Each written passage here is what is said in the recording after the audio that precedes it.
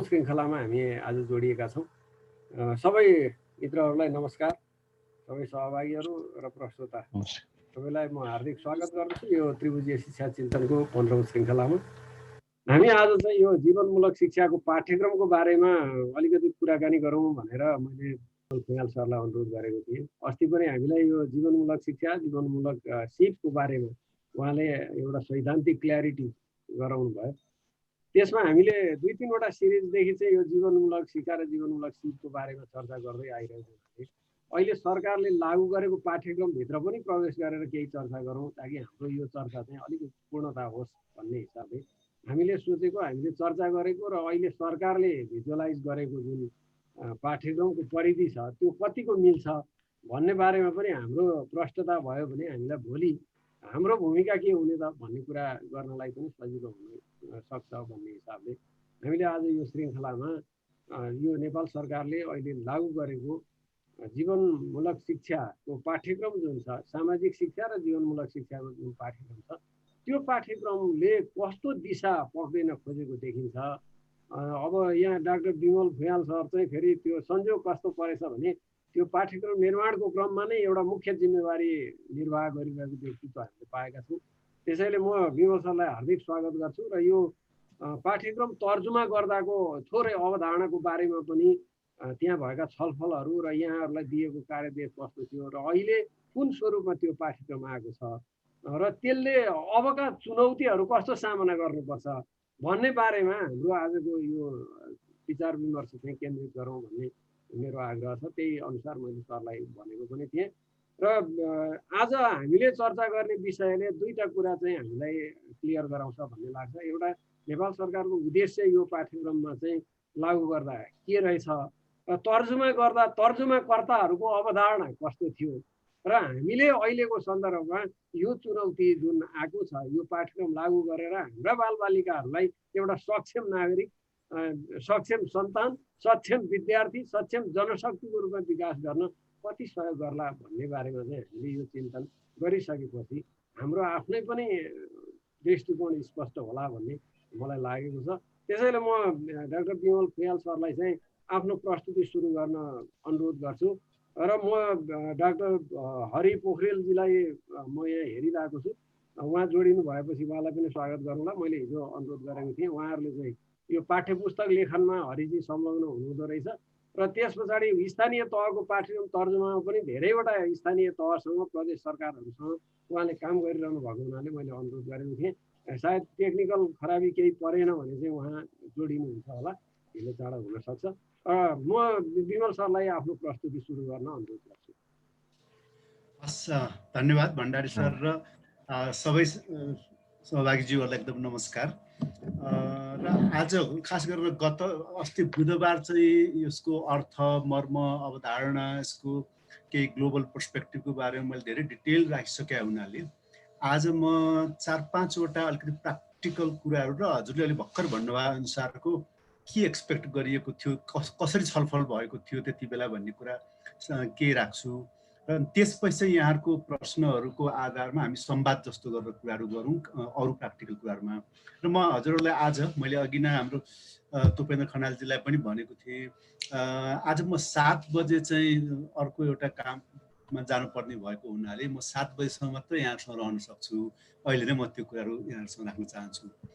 अब खास गरेर यो नयाँ संविधान आइसकेपछि नयाँ सरकारहरू बन्ने क्रममा त्यति बेला म आफै संलग्न नभए तापनि शिक्षा मन्त्रालय, शिक्षा विभाग, शिक्षा मन्त्रीको नै एउटा अगुवाईमा जे जति यो शिक्षा सम्बन्धी बहस भइरहेको छ त्यस्तै गरेर हाम्रो शिक्षा रोजगारीसँग जोडिएन, हाम्रो शिक्षाले नैतिक शिक्षा सिकाएन, हाम्रो शिक्षा खालि एउटा सर्टिफिकेट ओरिएन्टेड भयो, हाम्रो शिक्षाले हाम्रो आफ्नै इतिहास, भूगोल, संस्कृतिको बारेमा विद्यार्थीलाई ज्ञान दिएन भन्ने खालको छलफलहरू पाठ्यक्रम विकास केन्द्र प्लस शिक्षा मन्त्रीको नै अगुवाईमा केही छलफलहरू मतलब 6 महिना 8 महिनादेखि भइरहेको रहेछ र त्यति बेला अब मलाई ठ्याक्कै त थाहा छैन कहाँबाट आयो भनेर जोस पाठ्यक्रम विकास केन्द्रको एउटा छलफलमा चाहिँ उहाँहरूले जीवनोपयोगी शिक्षा भन्ने एउटा नयाँ पाठ्यक्रम राख्न जरुरी भन्ने किसिमको पास गर्नुभएछ। त्यो पास भइसकेपछिको बहसमा चाहिँ अनि म संलग्न भएको हो है। उहाँहरूले फेरि खोज्दै खोज्दै मलाई पनि एप्रोच गर्नुभयो। अनि मसँग अब खास गरेर एउटा यो फ्रेडियन एप्रोच अनुसारको जुन यो रिफ्लेक्ट एप्रोच भन्ने त्यसको एउटा पाइलोटिङमा नेपालभित्र पनि र इन्टरनेसनलमा पनि म केही इन्भल्भ भएको थिएँ। म 5 वर्ष चाहिँ बेलायतमा बसेर काम गरेको थिएँ यसको एक्सन रिसर्चको सन्दर्भमा, र त्यो चाहिँ धेरै जसो एडल्ट एजुकेसनको कुरा, युथ एजुकेसनको कुरासँग जोडिएको थियो। र त्यसमा पनि यो सिक्ने सिकाउने प्रक्रियालाई एउटा रिफ्लेक्सन हैन, मतलब हामी कहाँ चाहिँ खालि इम्पोजिसन हैन, एउटा इन्डोक्ट्रिनेसन जस्तो वा भनौँ न थोपर्ने जस्तो, टिचरसँग सबै कुरा छ विद्यार्थीमा सार्दै, टेक्स्ट बुकमा सबै कुरा छ विद्यार्थीमा लैजाने, र पाठ्यक्रम भन्दा पनि टेक्स्ट बुक र टिचर इम्पोज जुन छ त्यसलाई विद्यार्थीको परिवेश, विद्यार्थीको जीवन जीविका वा जसले सिक्नुपर्छ, विद्यार्थी भनेको खालि स्कुल कलेज मात्रै पनि होइन, जसलाई जे सिक्नुपर्छ उसको जीवन जीविका, मूल्य मान्यता र उसको सहभागिता सहितको एउटा पार्टिसिपेटरी लर्निङ प्रोसेस, सहभागीमूलक सिकाइ प्रक्रिया कसरी र त्यसलाई कसरी लाइफको कन्टेक्स्टमा जोड्ने, मेरो त्यो खालको ब्याकग्राउन्ड हो। अनि त्यसपछि मैले उहाँहरूलाई भने कि यो, अनि मलाई अलिअलि चाहिँ यो खास गरेर बेलायतमा सन् 1998-99 तिर त्यहाँ चाहिँ उनीहरूले सोसल स्टडीभित्र एउटा ग्लोबल सिटिजनसिप भन्ने नयाँ विषय जोडेको थियो कि, नयाँ पाठ्यक्रममा राखेको थियो। अनि त्यो पाठ्यक्रममा राख्दाखेरि चाहिँ उनीहरूले 1 वर्ष चाहिँ त्यसको तयारी स्वरूप बेलायतमा भएको यो टिचर ट्रेनिङ गर्ने युनिभर्सिटीहरू, कलेजहरू टिचर ट्रेनिङहरू जहाँ हुन्छ, जस्तो हामी कहाँ यो बिएड एमएड भने जस्तो, त्यहाँ चाहिँ कस्तो हुन्छ भने हर कुनै विषयमा ग्रेजुएट गरेर 18 महिनाको ट्रेनिङ लिएपछि मात्र टिचर बन्न पाइन्छ। जस्तो युनिभर्सिटीमा पढाउनु पर्यो भनेदेखि चाहिँ मास्टर पिएचडी गरे मान्छेले डाइरेक्ट गएर युनिभर्सिटीमा पढाउनु पाइन्छ। स्कुलमा पढाउने हो भनेदेखि चाहिँ जुनसुकै विषयमा उसले डिग्री गरेको भए तापनि 18 महिनाको चाहिँ पेडागोजीको टिचिङको ट्रेनिङ लिनै पर्छ। त्यसले गर्दाखेरि टिचरहरू भने चाहिँ अरूभन्दा 18 महिना बढी चाहिँ एउटा त्यो तालिम प्राप्त हुन्छन् त्यहाँ है। अनि त्यो सन्दर्भमा चाहिँ उनीहरूले यो ग्लोबल सिटिजन, म यहाँहरूलाई अलिकति यो लाइफ स्किलसँग जोडिएको छ, म त्यो एउटा एक्सपिरियन्स सुनाएर सुरुवात गर्छु। अनि त्यो ग्लोबल सिटिजनसिप भनेको मतलब के भन्दाखेरि बेलायतको केटाकेटीहरू उनीहरू बेलायतको नागरिक पनि हुन्, तर उनीहरू यो विश्वको नागरिक पनि हुन्। त्यसले गर्दा विश्वको वातावरण, विश्वमा जुन क्लाइमेटको इस्युजहरू अनेक कुरा आइरहेछ, एउटा विश्व नागरिकको हिसाबले मेरो अधिकार र कर्तव्य के हो भन्ने कोर्स चाहिँ उहाँहरूले त्यहाँ राख्दै हुनुहुन्थ्यो। अनि त्यहाँ संयोग के पर्यो भने यो युनिभर्सिटी अफ लेस्टर भन्ने छ एउटा, त्यहाँ एजुकेसनको निकै राम्रो मानिन्छ, त्यहाँको टिचर ट्रेनिङ। त्यहाँको प्रोफेसर एकजना मेरो साथी हुनुहुन्छ, अहिले चाहिँ उहाँ क्याम्ब्रिजमा आउनुभयो, हिलारी क्रेमिन भन्ने। अनि उहाँले मलाई, अब म चाहिँ बाइ द वे बेलायतमा बसेर 31 वटा देशमा ट्रेनिङ अफ ट्रेनर्स गरेँ 5 वर्षमा है। अनि त्यही कारणले म बेलायत गएको पनि हो। र अनि 5 वर्षपछि उहाँहरूले अर्को 5 वर्ष मलाई काम दिनुभएपछि म छोडेर आएको, किनभने 10 वर्षपछि चाहिँ मान्छे फर्किँदैन भनेर है। अनि त्यसपछि त्यहाँ त्यो ग्लोबल सिटिजनसिपमा उहाँहरूले के भन्नुभयो भने मलाई, हाम्रो टिचरहरूलाई आएर एउटा चाहिँ 2 घन्टाको यो के अरे पार्टिसिपेटरी लर्निङ प्रोसेस चाहिँ कसरी युज गर्न सकिन्छ होला यो ग्लोबल सिटिजनसिपको एजुकेसनमा, एउटा चाहिँ आफ्नो विचारहरू राखिदियो भन्नुभएको थियो। अनि त्यहाँ त्यसको उद्देश्य चाहिँ के त भन्दाखेरि, अब बेलायतको नागरिकहरूको जीवन चाहिँ विश्व व्यवस्थासँग, विश्व अर्थतन्त्रसँग, विश्व राजनीतिसँग जोडिया हुनाले त्यो विश्व नागरिकको खालको कन्सेप्ट र ज्ञान उहाँहरूमा भएन भने आफ्नो लाइफमा भोलि जुनसुकै प्रोफेसन लिए पनि गाह्रो हुन्छ भनेर त्यसलाई पनि उहाँहरूले ब्रडली लाइफ स्किलको हिसाबले चाहिँ लिनुभएको थियो है। मैले यो एक्जाम्पल किन चाहिँ हाइलाइट गरेको भनेको, लाइफ स्किल भन्ने कुरा परिवेशले पनि यसरी ल्याउँछ होइन। अब त्यहाँ राज्यको नीतिबाट पनि आयो।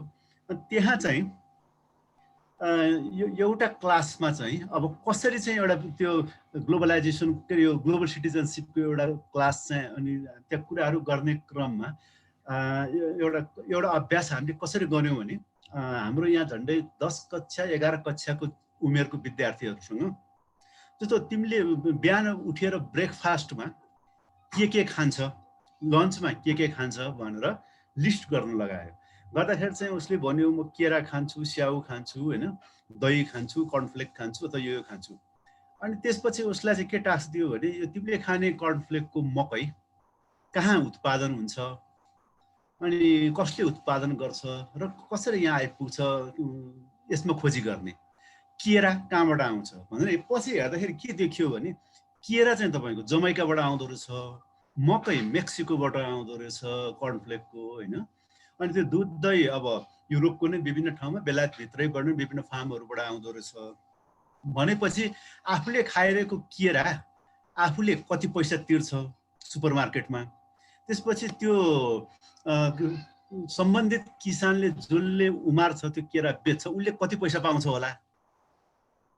त्यस्तो खालको किसिमबाट चाहिँ उनीहरूले अब खास गरेर त्यहाँ के भएको थियो भन्दाखेरि त्यो ट्याक्स नतिर्ने खालको मल्टिनेसनल कम्पनीहरूको प्रडक्ट युज गर्ने कि नगर्ने होइन। त्यस्तै गरेर चाहिँ बेलायतको कम्पनीहरूले त्यो प्रड्युसरहरूलाई उचित प्राइस दिइरहेको छ कि छैन, यस्तो कुरा पनि त्यहाँ छलफल भयो हुँदो रहेछ है। अनि त्यहाँको चाहिँ त्यो सोसियल साइन्स भन्थ्यो, सोसियल साइन्स पढाउने र त्योहरूले चाहिँ ग्लोबल सिटिजनसिपलाई त्यसरी राखेर अनि आफ्नो जीवन र जीविकासँग त्यो ग्लोबल पोलिटिक्स इकोनोमीलाई जोडेर लैजाने र विद्यार्थीलाई पनि उसले जे गरिरहेछ त्यहाँबाट चाहिँ अब त्यसको नलेजहरू त्यो कुराहरूसँग जोडेर जाने। अब मैले यति लामो एक्जाम्पल किन दिएँ भन्दाखेरि यो लाइफ स्किल्सको कुराहरू भनेको कुरा चाहिँ भनौँ न यो एउटा मात्रै सोसल स्टडीमा मात्र आउने कुरा होइन पहिलो कुरा। त्यसले गर्दा चाहिँ आजको मेरो एउटा जोड चाहिँ के छ भने अहिले करिकुलममा हामीले त्यहाँ राख्दाखेरि जस्तो अब नेपालमा पनि मैले अघि नै भनिहालेँ यो खालि एउटा प्रमाणपत्र ओरिएन्टेड मात्रै कसरी नबनाउने, यो कग्निटिभ खालको खालि बुझाइ र यो बोल्न जान्ने मात्रै वा कग्निटिभ लेभलको मात्रै नलेज भन्दा पनि त्यसलाई एउटा आफ्नो उसमा जोड्नु पर्ने, कसरी जोडाउने बनाउने र अनि रोजगारीसँग पनि धेरै नै जोडिएको थियो र खालि मान्छेहरू के जागिर खोज्ने कि विदेश जाने होइन, एउटा उद्यमशीलता भन्ने कुरा हाम्रो शिक्षामा आएन।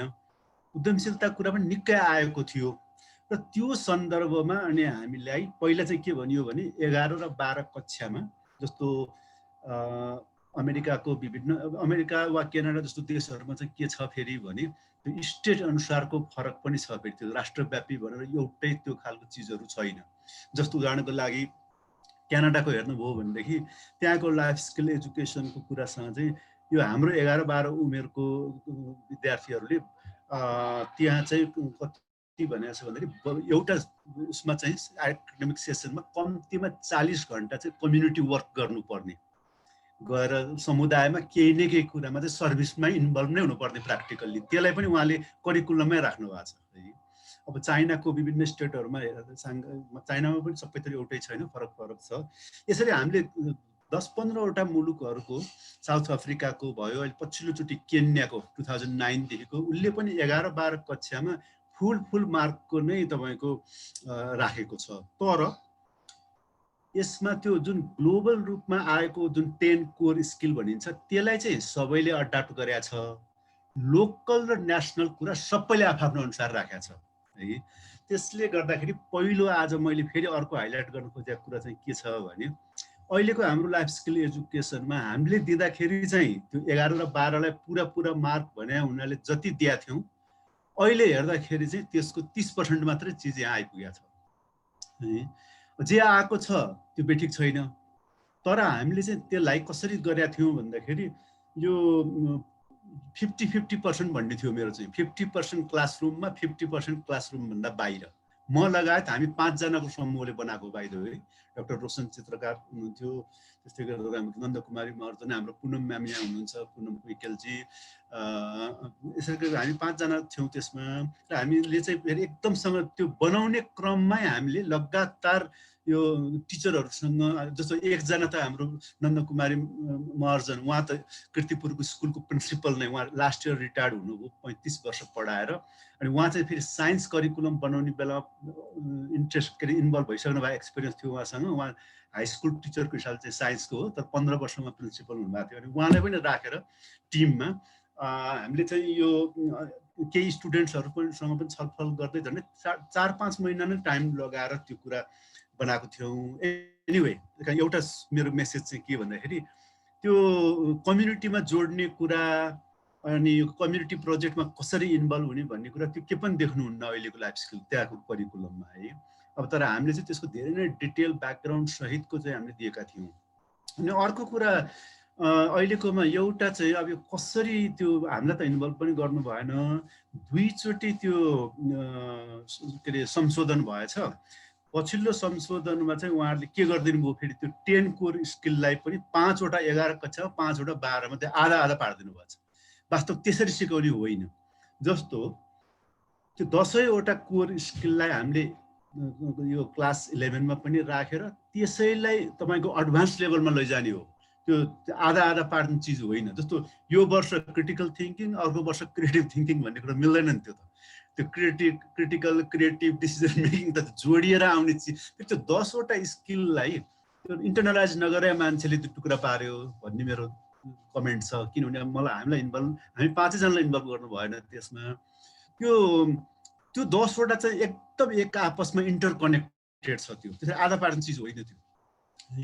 त्यसले गर्दाखेरि अब हजुरहरूलाई चाहिँ यसलाई स्कुलहरूमा जसले लैजानुहुन्छ, मेरो सुझाव चाहिँ के छ भने एउटा त्यो 10 वटा कोर स्किललाई हामी जति सकिन्छ कक्षा 11 मा राखेर अनि 12 मा त्यसमै बिल्ड अन गरेर एडभान्स गर्ने, नम्बर 1। नम्बर 2 कुरा त्यो कम्प्युटर कुरा म धेरै भनिरहन्न, त्यो अहिलेको लागि एकदम इम्पोर्टेन्ट कुरा हो। त्यसलाई पनि लाइफ स्किलमा राखिएको छ, त्यो ठिक छ त्यो। किनभने अब अहिले झन् कोभिडले गर्दाखेरि त कम्प्युटर स्किलको कुरा, इन्टरनेटलाई त्यो गर्ने कुरा, डिजिटलाइजेसनको कुरा धेरै नै इम्पोर्टेन्ट कुरा छ, त्यो ठिक छ। र अब त्यो सामाजिक अध्ययनभित्र चाहिँ नेपाली समाजको यो जुन नयाँ संविधान आइसकेपछिका कुराहरू पनि राम्रोसँग समेटेको छ।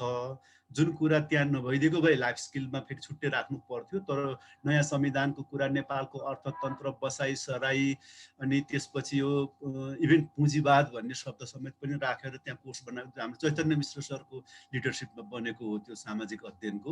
त्यसले गर्दा त्यो सामाजिक अध्ययनमा आइसक्या हुनाले त्यहाँ तर एकपल्ट के चाहिँ हेर्नु पर्ने छ भने सामाजिक अध्ययनमा कन्टेन्टको रूपमा आएको तर नेपाली समाजमा जुन विकास, एउटा त यही कोभिडकै कुरा पनि अब हामीले राख्नु पर्यो लाइफ स्किल एजुकेसनमा है। त्यो कुरा त त्यहाँ पाठ्यक्रममा छैन है। त्यसले गर्दाखेरि दोस्रो सल्लाह चाहिँ मेरो के छ भने यो लोकल लाइफ स्किलको आँखाबाट लोकल र नेसनल कुरामा हामी रिभ्यू गरेर थप्नुपर्छ। अब अर्को एउटा कुरा चाहिँ म के भन्छु भने यो सबभन्दा इम्पोर्टेन्ट कुरा, यो सबै लाइफ स्किलको कुराहरू चाहिँ कक्षा कोठालाई कम्युनिटीको कुरासँग, नेबरहुडको कुरासँग नजोडिकन यी कुनै पनि कुराहरू प्र्याक्टिकल रूपमा चाहिँ थाहा हुँदैन। अब म एउटा इक्जाम्पल दिन्छु हजुरहरूलाई, धेरै अघि नै मैले बेलायतको इक्जाम्पल दिएँ, अब यहाँ नेपालको दिन्छु म। त मैले रसुवामा एउटा ट्रेनिङ गर्दाखेरि चाहिँ यो चाहिँ फेरि यो पाठ्यक्रम आउनुभन्दा अगाडिको कुरा, यो चाहिँ मैले आफूले चाहिँ मतलब विभिन्न ठाउँहरूमा नेपालभित्रै पनि पहिला पनि यो गरिरहेको हुनाले म एउटा इक्जाम्पल दिन्छु। जस्तो एउटा हाई स्कुलमा त्यहाँ चाहिँ मैले कक्षा 9 र 10 लाई एउटै ग्रुप बनाएर, किन विद्यार्थी त्यस्तो धेरैजना पनि थिएन, अनि त्यहाँको हेडमास्टर टिचरहरूले पनि मलाई त्यसरी नै रिक्वेस्ट गर्नुभयो। 9 र 10 को गरेर 60 जना जति हुन्थ्यो। अनि त्यहाँ स्टुडेन्ट्सहरूलाई चाहिँ हामीले एउटा एक्सर्साइज के गरायो भन्दाखेरि, म त लगातार 5 दिनसम्म त्यहाँ बसेको थिएँ। अनि स्कुल बाहेक अरू कामहरू पनि थियो मेरो। दिनको 2 घण्टा चाहिँ स्कुलको स्टुडेन्ट्सहरूसँग र टिचरसँग त्यो एउटा पाइलटिङ गरेको थियो। गर्दाखेरि जस्तो 5 जनादेखि 6 जनाको टिम बनाएर हामीले त्यो स्टुडेन्ट्सहरूलाई के गर्यौँ भन्दाखेरि, उहाँहरू आफ्नो जुन कम्युनिटीबाट आउनुभएको छ त्यहाँबाट चाहिँ गएर पहिलो कुरा एउटा सोसियल म्यापिङ गर्न सिकाएँ कि होइन। अब एउटा सामाजिक नक्सा बनाउने है। जस्तो एउटा कम्युनिटीको भनौँ 40-50 घर छ भनेदेखि उनीहरूले त्यहाँ गएर जो भनौँ फुर्सद कति बेला छ त्यहाँको मान्छेहरूसँग बुझेर 10-15 जना एडल्टहरूलाई राखेर त्यो स्टुडेन्टको ग्रुपले मैले एउटा सामान्य 15 मिनटमा चाहिँ पहिला उनीहरूलाई सोसियल म्याप अन्त बनाएको केही एक्जाम्पलहरू देखाएको थिएँ। अनि गएर त्यो कम्युनिटीमा तिमीहरूले पहिला एक राउन्ड त्यो कम्युनिटी घुम्नु। एउटा कुरा त उनीहरू 1-2 जना त त्यही कम्युनिटीबाट नै आएका हुन्थे। त्यो कम्युनिटीलाई चारैतिरबाट आधा घन्टा हिँडेर घुम्ने घुमिसकेपछि के देख्छ त्यो सबै अब्जर्भ गर्ने अनि फर्केर आएर त्यहाँको 1 घण्टा जति टाइममा चाहिँ त्यहाँको मान्छेहरूसँग बसेर र अनि सबभन्दा यो कम्युनिटीमा पुरानो घर चाहिँ कुन हो, पुरानो सबभन्दा यहाँ आएको, यो 10 वर्ष वा 20 वर्षभित्रमा बसाइ सरेर आएको को हो, यहाँबाट कोही बसाइ सरेर गएको छन् कि, अनि कुन घरधुरीले के पेसाहरू गर्छन्, अनि त्यो कम्युनिटीभित्र अकुपेसन्सको कुरा होइन, अनि कुन घरधुरीको केटाकेटी स्कुल जान्छन्, कुन चाहिँ नजाने कोही छ भनेदेखि त्यो पनि मार्क गर्नु भनेर गर्दाखेरि अनि उनीहरूले एनिवे छोटकरीमा चाहिँ एउटा ग्रुपलाई चाहिँ त्यो 5 जनाको त्यो भयो, अर्को 5 जनाको ग्रुपलाई चाहिँ रिसोर्स म्यापिङ भनेर त्यहाँको चाहिँ घर त्यो मान्छेले बनाएको चिज होइन, प्राकृतिक रूपमा चाहिँ त्यो ठाउँमा के छ भनेर रिसोर्स म्यापिङ गर्न लगाए। उनीहरूले गरेर ल्यायो, त्यसपछि भोलिपल्ट प्रेजेन्टेसन गर्नुपर्ने थियो। अनि उनीहरूलाई कसले प्रेजेन्टेसन गर्ने भन्ने कुरा पनि आफै छान 5-6 जनाभित्र कसले के कुराहरू भन्ने, कसले त्यो टिप्ने, कसले चाहिँ अब त्यहाँ बनाइसकेका नक्सालाई सफासँग उतार्ने होइन, र तिमीहरूलाई टाइम यति हुन्छ र त्यो टाइमभित्र प्रेजेन्टेसन गर्नको लागि टाइम हेर्ने यो मोनिटरिङ गर्ने मान्छे पनि आफै छान 5 जनाभित्र कोले के गर्ने।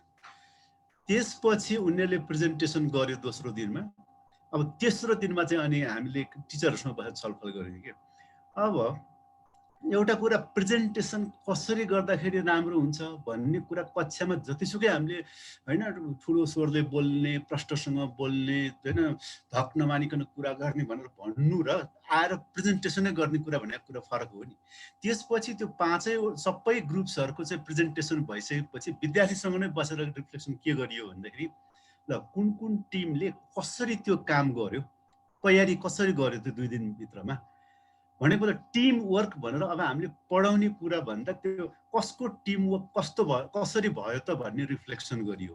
त्यो टिम वर्कभित्र त्यो 5-6 वटा टिमहरूमा चाहिँ टिमको लिडरसिप कसरी भयो, टिमको पार्ट एउटा मेम्बरको भूमिका के थियो, उनीहरूले कसरी त्यो नक्सा खोज्न गए र त्यो सबै विश्लेषण गर्ने क्रममा पनि कसको भूमिका कस्तो रह्यो भनेर जुन त्यो 10 वटा स्किलमा नि कम्युनिकेसन स्किल, डिसिजन मेकिङ, लिडरसिपको कुराहरू, यी सबै कुराहरू चाहिँ उनीहरूले एक्सनमा गरेर रिफ्लेक्सन गरेर अनि थ्योरीको कुरामा अनि त्यसपछि चाहिँ बरु के गरियो त भन्दाखेरि ल है टिम बिल्डिङ वा टिम वर्कमा चाहिँ यस्तो खालको धारणा पनि छ संसारमा, त्यस्तै गरेर लिडरसिपको बारेमा यस्तो कुराहरू पनि छ, कम्युनिकेसनको बारेमा यस्तो कुराहरू छ, प्रेजेन्टेसन गर्ने कुरामा यस्तो चिजहरू पनि छ भनेर थ्योरी चाहिँ अब यसलाई चाहिँ मेरो आफ्नो ब्याकग्राउन्ड अनुसार चाहिँ यो हामी के भन्छौँ भन्दाखेरि यो theorizing from the practice, taking theory to the practice एउटा भयो, किन प्र्याक्टिसमा जानलाई केही न केही बुझेर जानुपर्छ। अर्को आफ्नै प्र्याक्टिसलाई रिफ्लेक्सन गरेर थ्योरी बनाउने कुरा। त्यसले गर्दाखेरि अब हामीले पनि स्टुडेन्ट र टिचर दुवैलाई यो taking theory to the practice मात्रै होइन कि थियोराइजिङ फ्रम द प्र्याक्टिसको कुरालाई जोड दिनुपर्छ जस्तो लाग्छ मलाई। अब अर्को यहाँहरूले लास्टमा त्रिभुजीय कुरा गर्दाखेरि चाहिँ यो होइन आर्टको कुराहरू ल्याउनु भएको थियो, त्यसले गर्दाखेरि यो पेडागोजीको कुरा, यो स्टोरिजको कुरा, अनि यो बाहिरको कम्युनिटी एक्सनको कुरा, पेन्टिङ्स, आर्ट, विभिन्न प्रकारको चाहिँ यो क्रिएटिभ र भिजुअल खालको कुराहरूलाई कसरी यो लाइफ स्किलको पेडागोजीमा लिएर आउने भन्ने कुरा लाई जोड दिनुपर्छ। र अब अन्तिममा म एउटा कुरा अलि के भन्छ यो टिचर्स ट्रेनिङको कुरा वा टिचर ट्रेनिङ भन्ने शब्द पनि कस्तो लाग्छ मलाई होइन। म चाहिँ बाइ द वे मैले चलाउने के अरे कोर्सहरूमा चाहिँ हामी लर्निङ मोड्युल भन्छौँ, त्यो ट्रेनिङ नभनिकन, किनभने विद्यार्थी र शिक्षक दुवैले हामी सिकिरहेका हुन्छौँ। अब कसले कसलाई ट्रेन गर्ने, अनि अङ्ग्रेजी भाषामा चाहिँ ट्रेन भन्ने कुरा चाहिँ यो ट्रेनिङ द डग्सबाट आएको रहेछ कि, मतलब आफूले भने जस्तो लोयल बनाउने भने चाहिँ ट्रेनिङ गर्ने रहेछ। अनि आर्मीमा पनि ट्रेनिङ किन भने भन्दाखेरि पोलिटिसियनले भनेअनुसार आर्मीले गर्नुपर्छ भनेर आर्मीले आफ्नो निर्णय गर्न पाउँदैन, उसलाई ट्रेन गर्ने हो, पुलिसलाई ट्रेन गर्ने हो, है कुकुरलाई ट्रेन गर्ने हो, स्टुडेन्ट्सलाई चाहिँ ट्रेन गर्ने होइन, वास्तवमा एजुकेट गर्ने हो है। त्यसले गर्दाखेरि चाहिँ शब्दकै हिसाबले पनि यो ट्रेनिङ स्टाइलबाट नगइकन टिचर्सहरूलाई पनि उहाँहरूको कन्टेक्स्ट अनुसारबाट यसमा तयारी गराउने कुरा होइन, आफ्नै प्र्याक्टिसहरूलाई रिफ्लेक्सन गराउने कुरा। र म चाहिँ के भन्छु भन्दाखेरि यो स्टोरिजहरू धेरै सेयर गरौँ, एक्जाम्पल्स र केसेसहरू, कसरी चाहिँ त्यो लाइफ स्किलको कुराहरू सिकाउने कामहरू हुन सक्यो भनेर। जस्तो नेपालभित्रैको भए त्यो नट नेसेसरीली कुनै कच्चा कोठामा बा हुनुपर्ने जरुरी छैन। जसले गरेको भए पनि त्यो सिकाउने कुरालाई चाहिँ हामीले टिचर्स कहाँ ल्याउन सक्यौँ भनेदेखि के सकिन्छ। नेपालभित्रै थुप्रै छ हेर्नुहोस् यो खालको पार्टिसिपेट। अब एउटा त म हजुरहरूको यो त्रिभुजीय शिक्षा जुन छ यसलाई नै एउटा अभ्यासको केस स्टडीको रूपमा राख्नुपर्छ भनेर भन्न सक्छु म होइन। यद्यपि तपाईँ भनौँ न मैले 2-3टा प्रकाशन पढेको र हाम्रो तुपेन्द्र खनालजी र साथीहरूको टिमले मलाई जति सेयर गर्नुभयो त्यतिकै आधारमा पनि म त्यति भन्न सक्छु।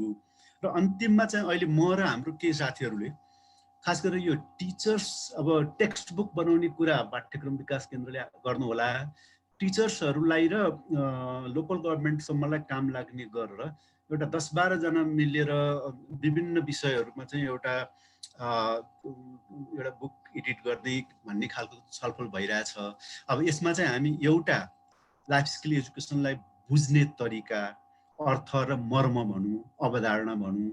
अर्को चाहिँ यसमा केही अन्तर्राष्ट्रिय अनुभवहरू पनि 2-3 च्याप्टर राख्नु पर्ला नेपालको लागि सान्दर्भिक। अनि नेपालको सन्दर्भमा चाहिँ खास गरेर 12 कक्षासम्म चाहिँ शिक्षा स्थानीय सरकारलाई भनेको हुनाले यो लाइफ स्किललाई प्रमोट गर्नलाई स्थानीय सरकारको पोलिसीकै लेभलमा हुनुपर्ने कुराहरू के हुन्छ होला।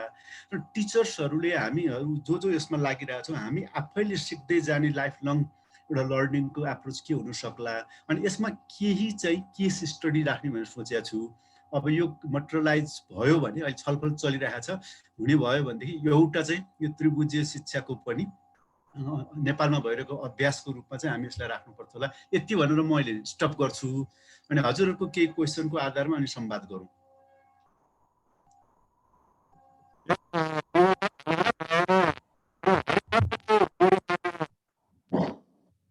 हजुरको स्वर अलिक कस्तो ब्रेक भयो।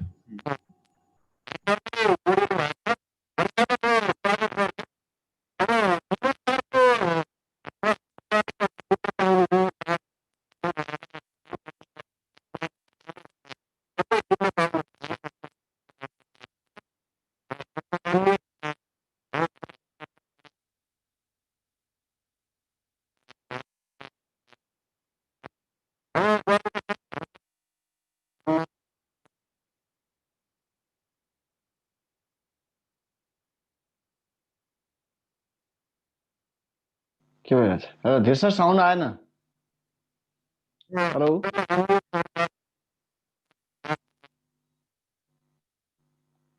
साउन्ड क्लियर छैन है।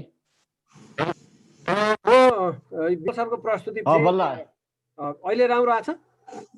अहिले ठिक छ, बल्ल ठिक भयो। अघिसम्मको सर पनि जोडिसक्नु भएको छ। पछिल्लो चरणमा विमल सरले जे जस्तो सन्दर्भमा यो पाठ्यक्रम तर्जुमा गरियो र उहाँहरूले जे गर्नुभयो त्यसको बारेमा छोटो प्रस्तुति उहाँले गरिसक्नु भएको छ। हामीले सुन्यौँ पनि।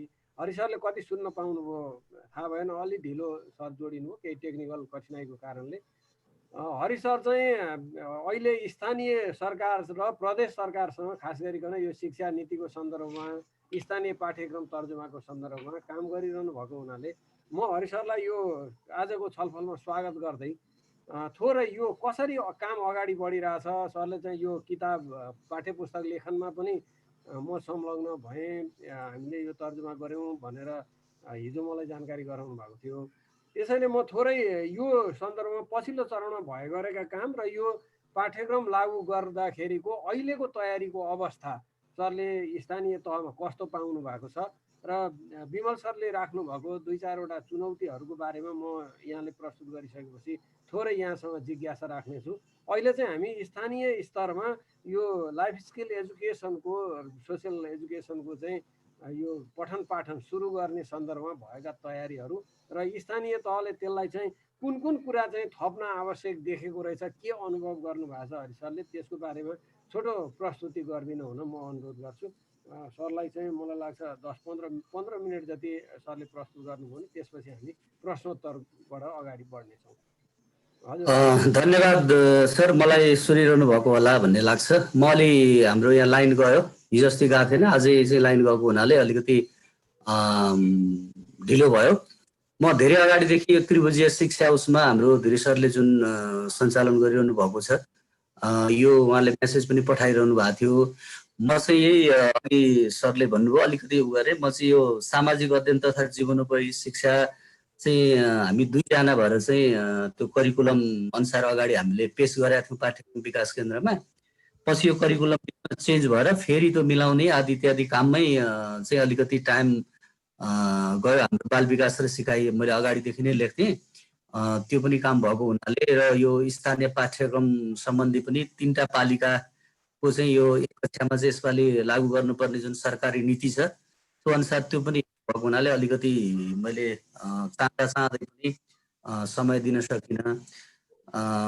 यो धेरै कुराहरू त मैले सुन्न पाइनँ। हाम्रो सायद फुयाल सर हो अगाडि प्रस्तुत गर्ने। हो फुयाल सर।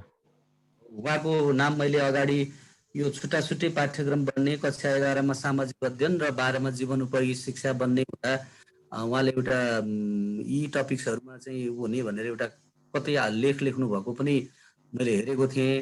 उहाँसँग प्रत्यक्ष मेरो चिन्जान छैन।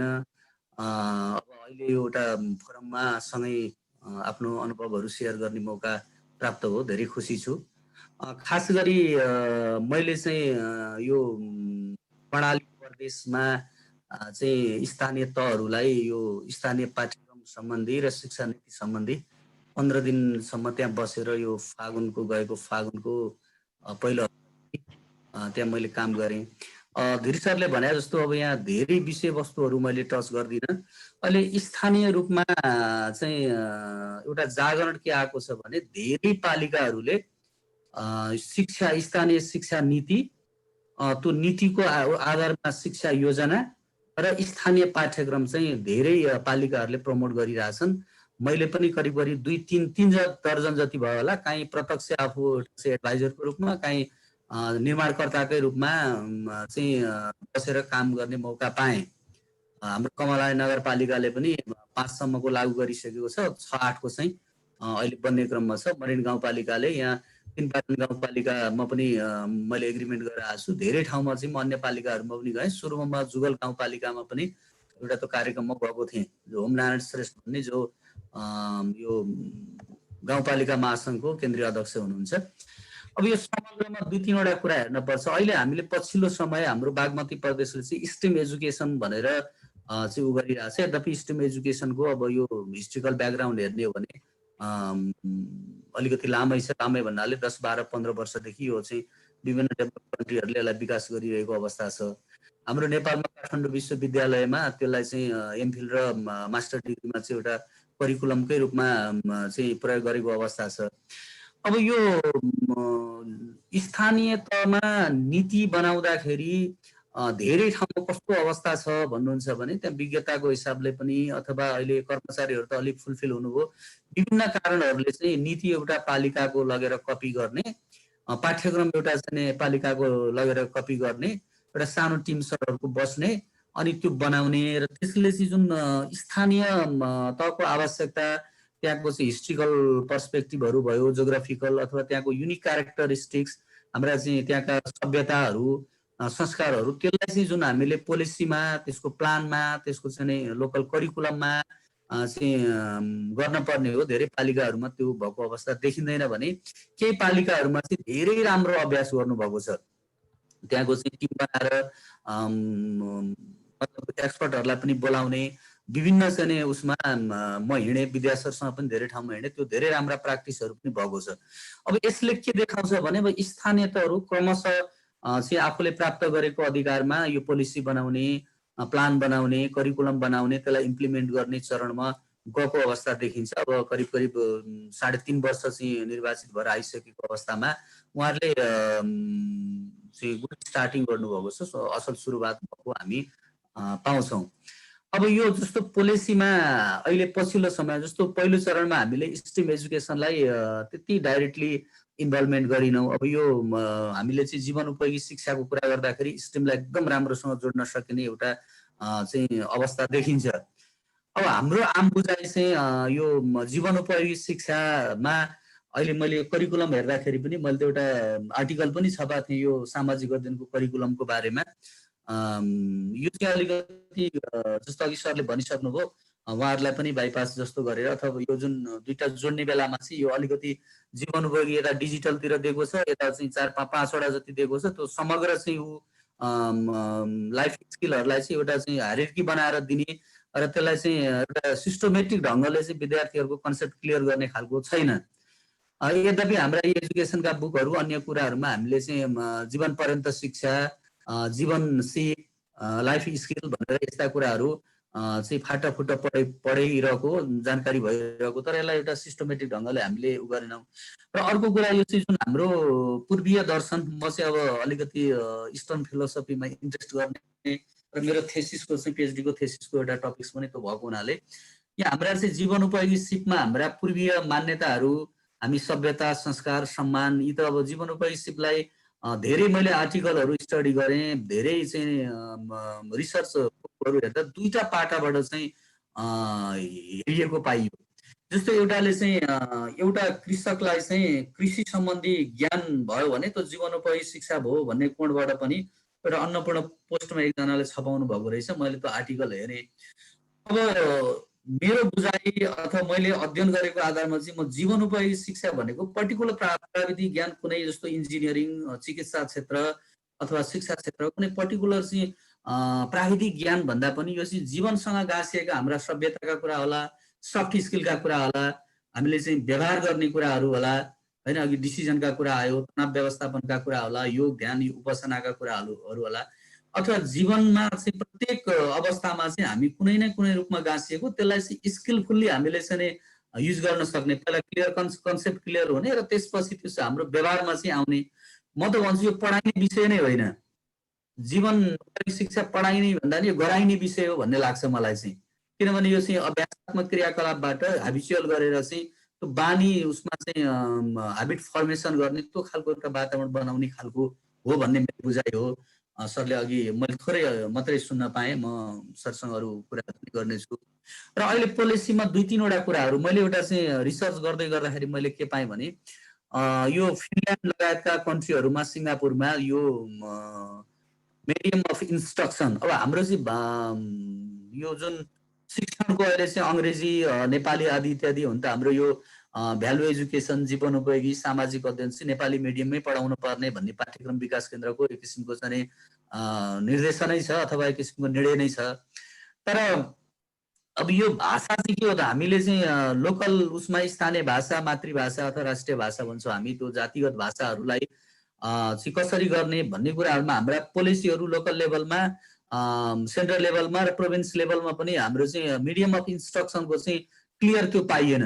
हामीले पनि सुरुमा गर्दाखेरि त्यसलाई त्यति फोकस गरेनौँ। पछि चाहिँ यो पिएचडी स्कलरहरूले चाहिँ तपाईँहरूको चाहिँ पोलिसीमा चाहिँ मिडियम अफ इन्स्ट्रक्सन के छ त भन्दा अलिकति मात्रै छुवाएर छौँ हामीले, त्यो भाषाको रूपमा चाहिँ हाम्रो भाषा चाहिँ यो हुन्छ भनेर सेन्ट्रल रूपमा आएका कुरा बाहेक हाम्रो लोकल लेभलमा धेरै कम पालिकाहरूले मात्रै बुझाएका रहेछन्। अब समग्रमा मैले यहाँलाई के अनुरोध गर्न चाहेँ, के निवेदन गर्न चाहेँ भने 2-3वटा कुराहरू अहिले लोकल लेभललाई नै हामीले चाहिँ सस्टेन गर्नुपर्ने आवश्यकता छ। हाम्रा जति पनि प्रोग्रामहरूको चाहिँ सफलता अथवा त्यसको चाहिँ उपलब्धि, त्यसलाई चाहिँ कार्यान्वयनमा चाहिँ लाने सन्दर्भमा नेसनल हामीले पोलिसीहरूलाई त एडजस्ट गर्दै लगि नै हाल्छौँ। स्थानीय तहलाई प्रमोट गर्न चाहिँ हाम्रा यी अभियानहरू चाहिँ बढी आवश्यक हुन्छन्। अब धेरै कुराहरू चाहिँ हामी एउटा इन्टेलेक्चुअल लेभलमा चाहिँ डिस्कसन गर्ने र त्यसलाई चाहिँ नै तल्लो लेभलमा नपुर्याउने, त्यो मान्छेले जसले चाहिँ एउटा आधारभूत वर्गले लिनुपर्ने उपलब्धि भन्दा पनि हाम्रो एउटा चाहिँ कस्मेटिक इन्टेलेक्चुअल डिबेट जस्तो मा मात्रै हामी धेरै केन्द्रित भएका थुप्रै चाहिँ घटनाहरू रहे। र समग्रमा चाहिँ मैले आफ्नो अनुभूति यो पोलिसी बनाउँदा, प्लान बनाउँदा र लोकल करिकुलम बनाउँदा के पाएँ भने अब स्थानीय तहमा त्यो जागरण पैदा भएको छ। उहाँहरूको चाहिँ एउटा प्राविधिक सिपमा अलिकति हामीले चाहिँ सपोर्ट गर्ने हो भने यहाँले देख्नुभयो यो भक्तपुर चाहिँ नगरपालिकाले चाहिँ एउटा पाठ्यक्रम त्यो पाठ्यक्रमको अलिक बढी चर्चा भयो। भक्तपुरको पनि एउटा प्रोपर के थियो, मैले नगरपालिका बिर्सेँ, उहाँहरूले बनाएको पाठ्यक्रमको धेरै चर्चा भयो। बुटवल नगरपालिकाले बनाएको पाठ्यक्रमको बारेमा पनि चर्चा भयो। धेरै पालिकाहरूले चाहिँ पाठ्यक्रम चाहिँ एकदम राम्रो उत्कृष्ट बनाउनु भएको छ। अनि यो इकोनोमिकली कस्तो हुँदो रहेछ भने मैले पनि धेरै ठाउँमा के पाएँ भने हाम्रा टिचरहरू चाहिँ करिकुलमबाट चाहिँ पढाउने अथवा करिकुलमबाट चाहिँ शिक्षण सिकाइ गर्ने त्यो स्तरमा अझै पनि हुनुहुन्न रहेछ। मास्टर डिग्री गरेको हामी थाई टिचरहरूले के भन्नुहुन्छ भने यो करिकुलम चाहिँ यत्रो चाहिँ 20-22 पेजको अब यसले कसरी पढाउन सकिन्छ भन्ने खालको त्यो रिसोर्सहरू खोज्ने। अब हामी चाहिँ सुरुदेखि नै टेक्स्ट बुकमा अभ्यस्त भयौँ। अब यो यही चाहिँ सामाजिक अध्ययन तथा जीवनोपयोगी शिक्षाको कुरा गर्ने हो भने पनि यसले चाहिँ टेक्स्ट बुक भन्दा पनि यो विभिन्न रिसोर्स बुकहरूको उपयोग गर्न पर्ने खालको यो करिकुलम छ। हामीले दुईटा बाटो करिकुलमबाट चाहिँ पढाउने करिकुलमबाट चाहिँ रिसोर्सहरू खोज्ने विद्यार्थीहरूलाई चाहिँ त्यो रिसोर्सहरू देखाउने र हामीले प्रोजेक्ट वर्कहरूबाट चाहिँ त्यो शिक्षण सिकाइ क्रियाकलापमा लाने खालको एउटा त्यो वातावरण सिर्जना गर्नुपर्छ। अब अघि सरले भन्नुभयो म पनि ट्रेनिङ भन्न चाहिँ रुचाउँदिनँ, ट्रेनिङ चाहिँ एनिमललाई दिने भनेर चाहिँ यो चाहिँ भएको रहेछ। प्रशिक्षण हामी तालिम भन्छौँ, तालिम भन्दा पनि सहजीकरण अथवा यो संवाद भन्ने के भन्ने यस्तै होला यी शब्दहरूको कुरा।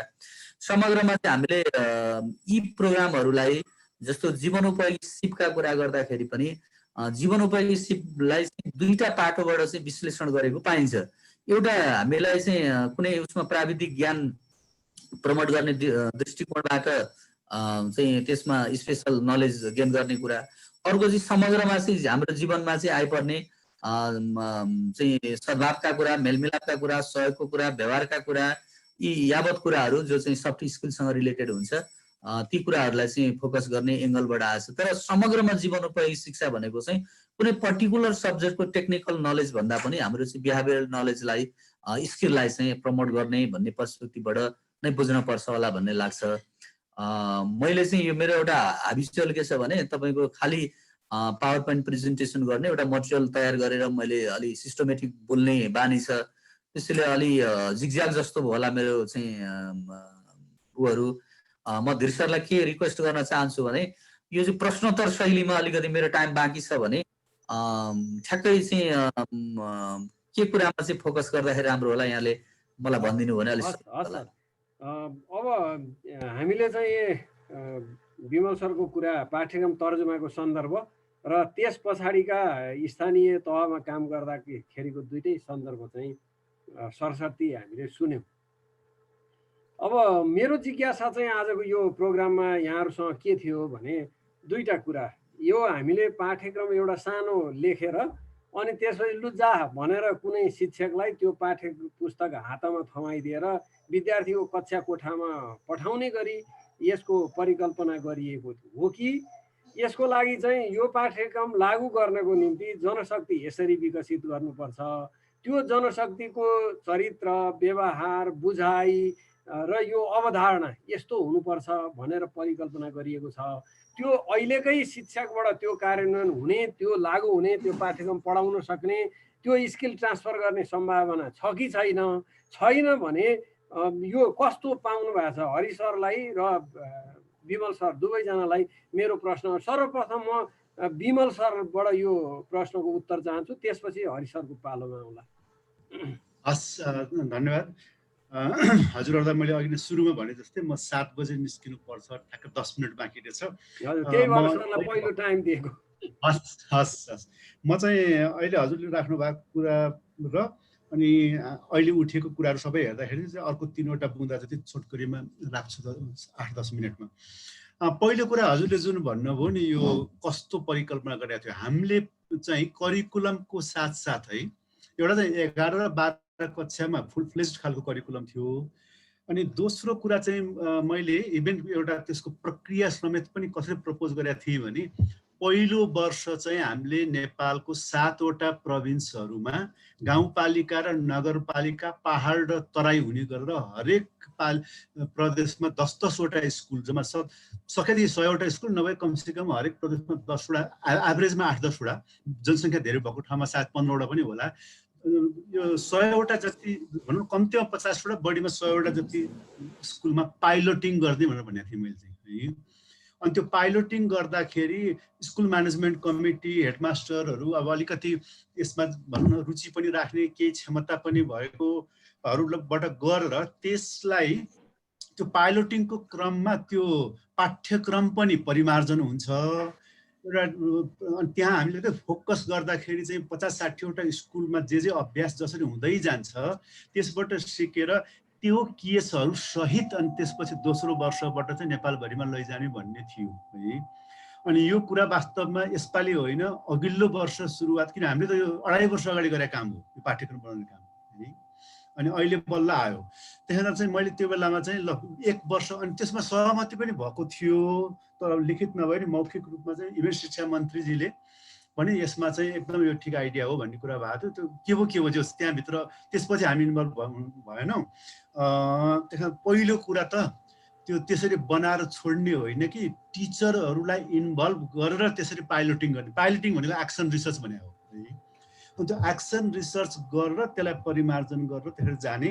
र अनि अर्को कुरा लाइफ स्किल भनेको यस्तो हुनुपर्छ भनेर भन्दा पनि कुन कुन प्रदेशहरूको पहाड तराईमा स्थानीय रूपमा के कस्तो सवालहरू आएर कसरी पाठ्यक्रमहरू बनाइयो भन्ने समेत पनि 10-15वटा कथा सहित आउने गरेर नयाँ, अनि त्यसपछि नेपालभरि लाने भनेको अब मेरो विचारमा त्यो ठुलो ब्लन्डर भएको छ। यो पाठ्यक्रम भनेको कुरा एकैचोटि कागज मात्रै माथिबाट तल्ला नहुने हो खास।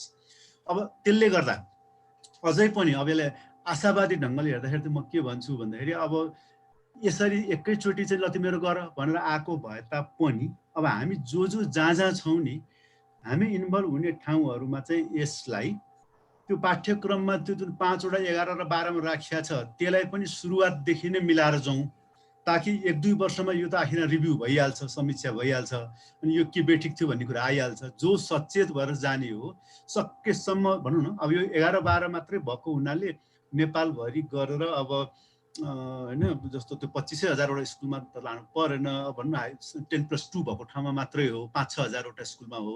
त्यसले गर्दा चाहिँ यसलाई सुरुवातदेखि नै हामीले चाहिँ त्यसलाई सच्याएर अभ्यासमा जाउँ भन्ने मेरो एउटा कुरा छ।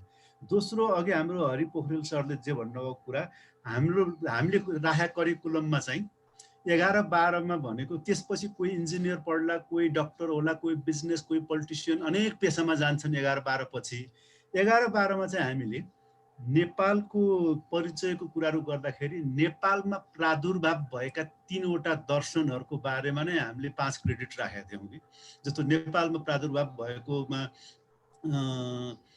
एउटा तपाईँको शैव दर्शन हो, अर्को बुद्ध दर्शन हो, अर्को साङ्ख्य दर्शन होइन। अब अरू थुप्रै दर्शनहरू छन्, तर त्यो 3वटा चाहिँ नेपालबाट प्रादुर्भाव भएको, त्यो 3टामा कुन ठिक बेठिकतिर पनि हामी नभन्ने, तर 3वटाले के खालको धारणा दिएको थियो त जीवन जगतलाई हेर्ने दृष्टिकोण दर्शनको हिसाबले त्यो 3वटाले।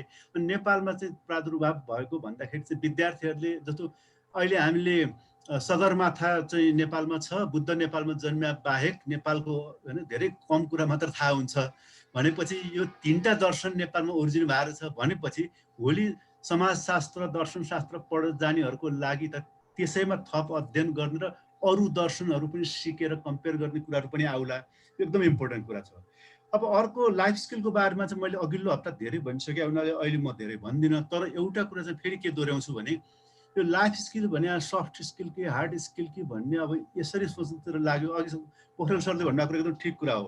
त्यो किसानलाई त अलरेडी तपाईँ कृषिमा त ऊ त विज्ञ नै हो नि, फेरि उसलाई चाहिँ फेरि कृषिको सिप चाहेपछि लाइफ स्किल भन्ने कुरा डेफिनेटली होइन। 10 कोर स्किल जुन भन्ने छ इन्टरनेसनल, त्यसको एउटा महत्त्वपूर्ण कुरा के छ भने हरेक भूगोल संस्कृतिमा हरेक पेसा गर्ने मान्छेलाई चाहिने भएको हुनाले त्यसलाई कोर लाइफ स्किल भने हो।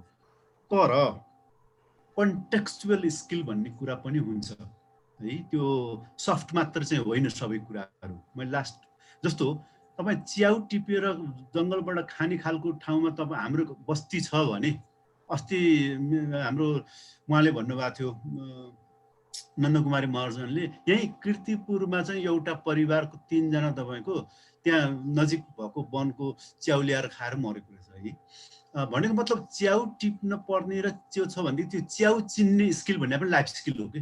त्यसलाई तपाईँ सफ्ट भन्नुहुन्छ कि हार्ड भन्नुहुन्छ, किनभने it's related with your life है।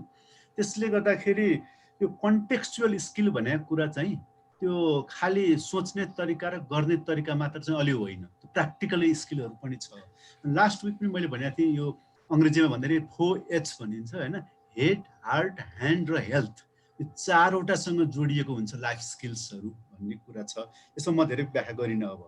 अब स्टुडेन्ट्स हामीले चाहिँ अर्को एउटा पेडागोजीमा चाहिँ त्यो करिकुलममा भित्र त्यो फ्रेमवर्कमै नआए तापनि पछि व्याख्या गर्दाखेरि मैले प्रश्नसँग के लेखेको छ कपाल अफ प्याराग्राफ्स नै भनेदेखि कक्षा कोठामा चाहिँ बढी रिफ्लेक्सन हुनुपर्छ लाइफ स्किलको, टिचिङ होइन है।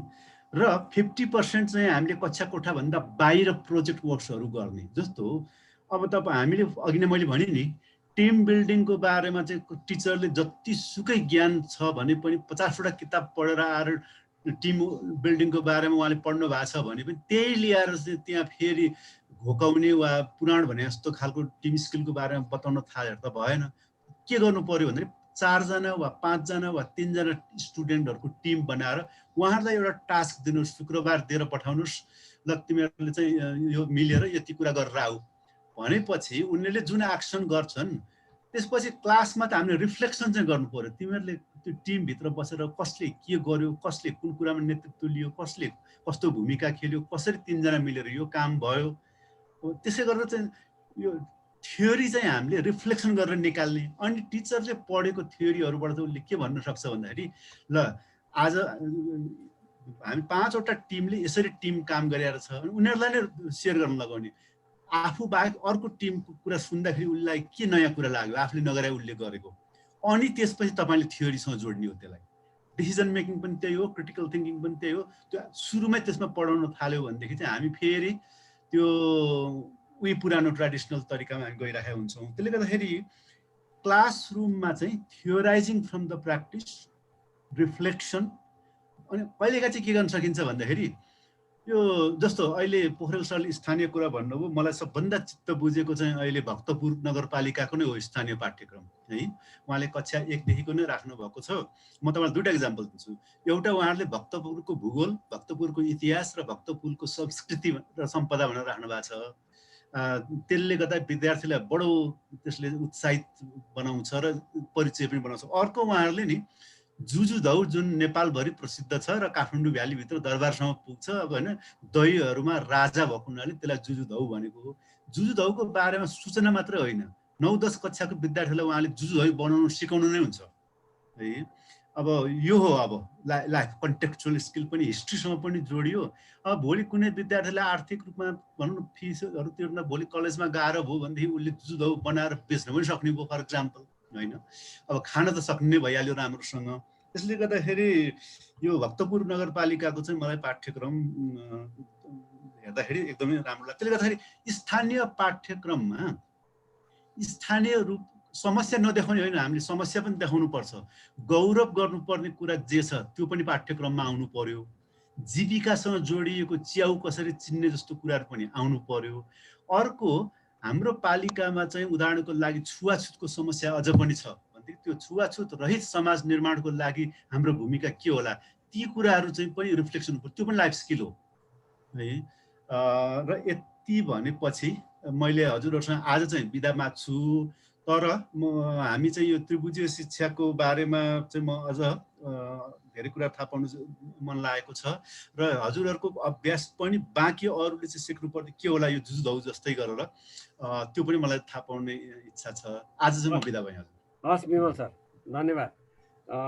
सुरुमै सरले चाहिँ म 7 बजीभन्दा पछि चाहिँ रहन गाह्रो होला भन्नुभएको हुनाले हामी चाहिँ विमल सरलाई हार्दिक धन्यवाद सहित आजको समयको निम्ति यहाँलाई धेरै धेरै धन्यवाद भन्दै बिदा गर्छौँ।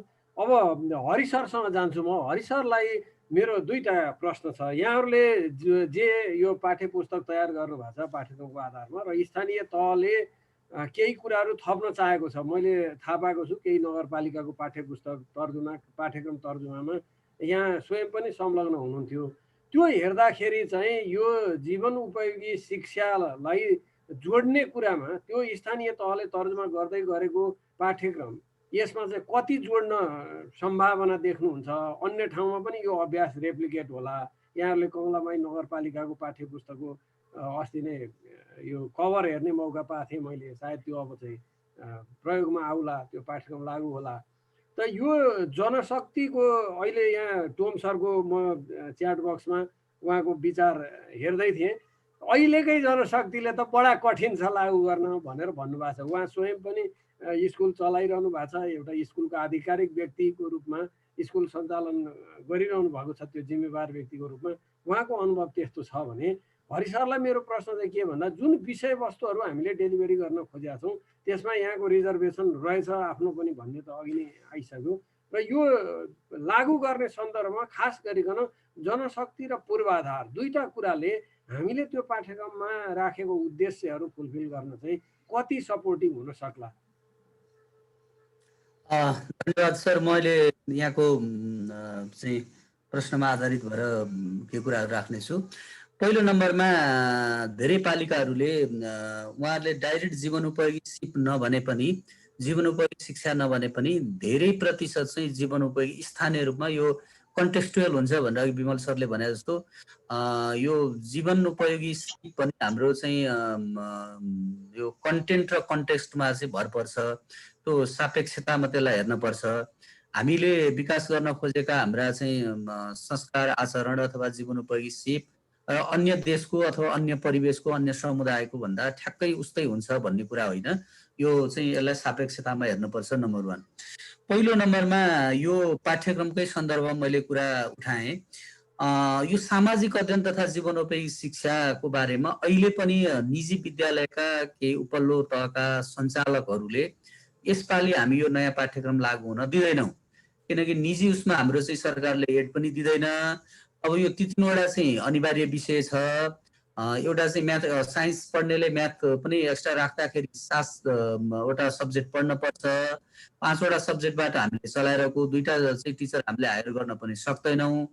फेरि उहाँहरूले चाहिँ अङ्ग्रेजी माध्यममा चाहिँ पढाउने, अब त्यसको पढाइको अब क्वालिटीको कुरा नगरौँ।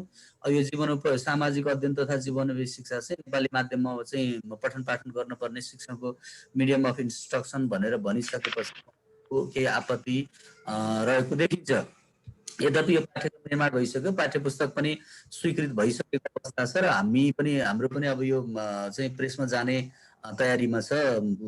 अब यसमा मैले के राखेँ भने अहिलेको जनशक्ति भन्दा पनि म चाहिँ यो तालिम केन्द्र खेलसँग पनि आबद्ध छु। मैले चाहिँ शिक्षकहरूसँग चाहिँ अनुभवहरू सेयर गर्ने धेरै मौका पनि पाइरहेको छु, त्यो फोरम पनि पाइरहेको छु।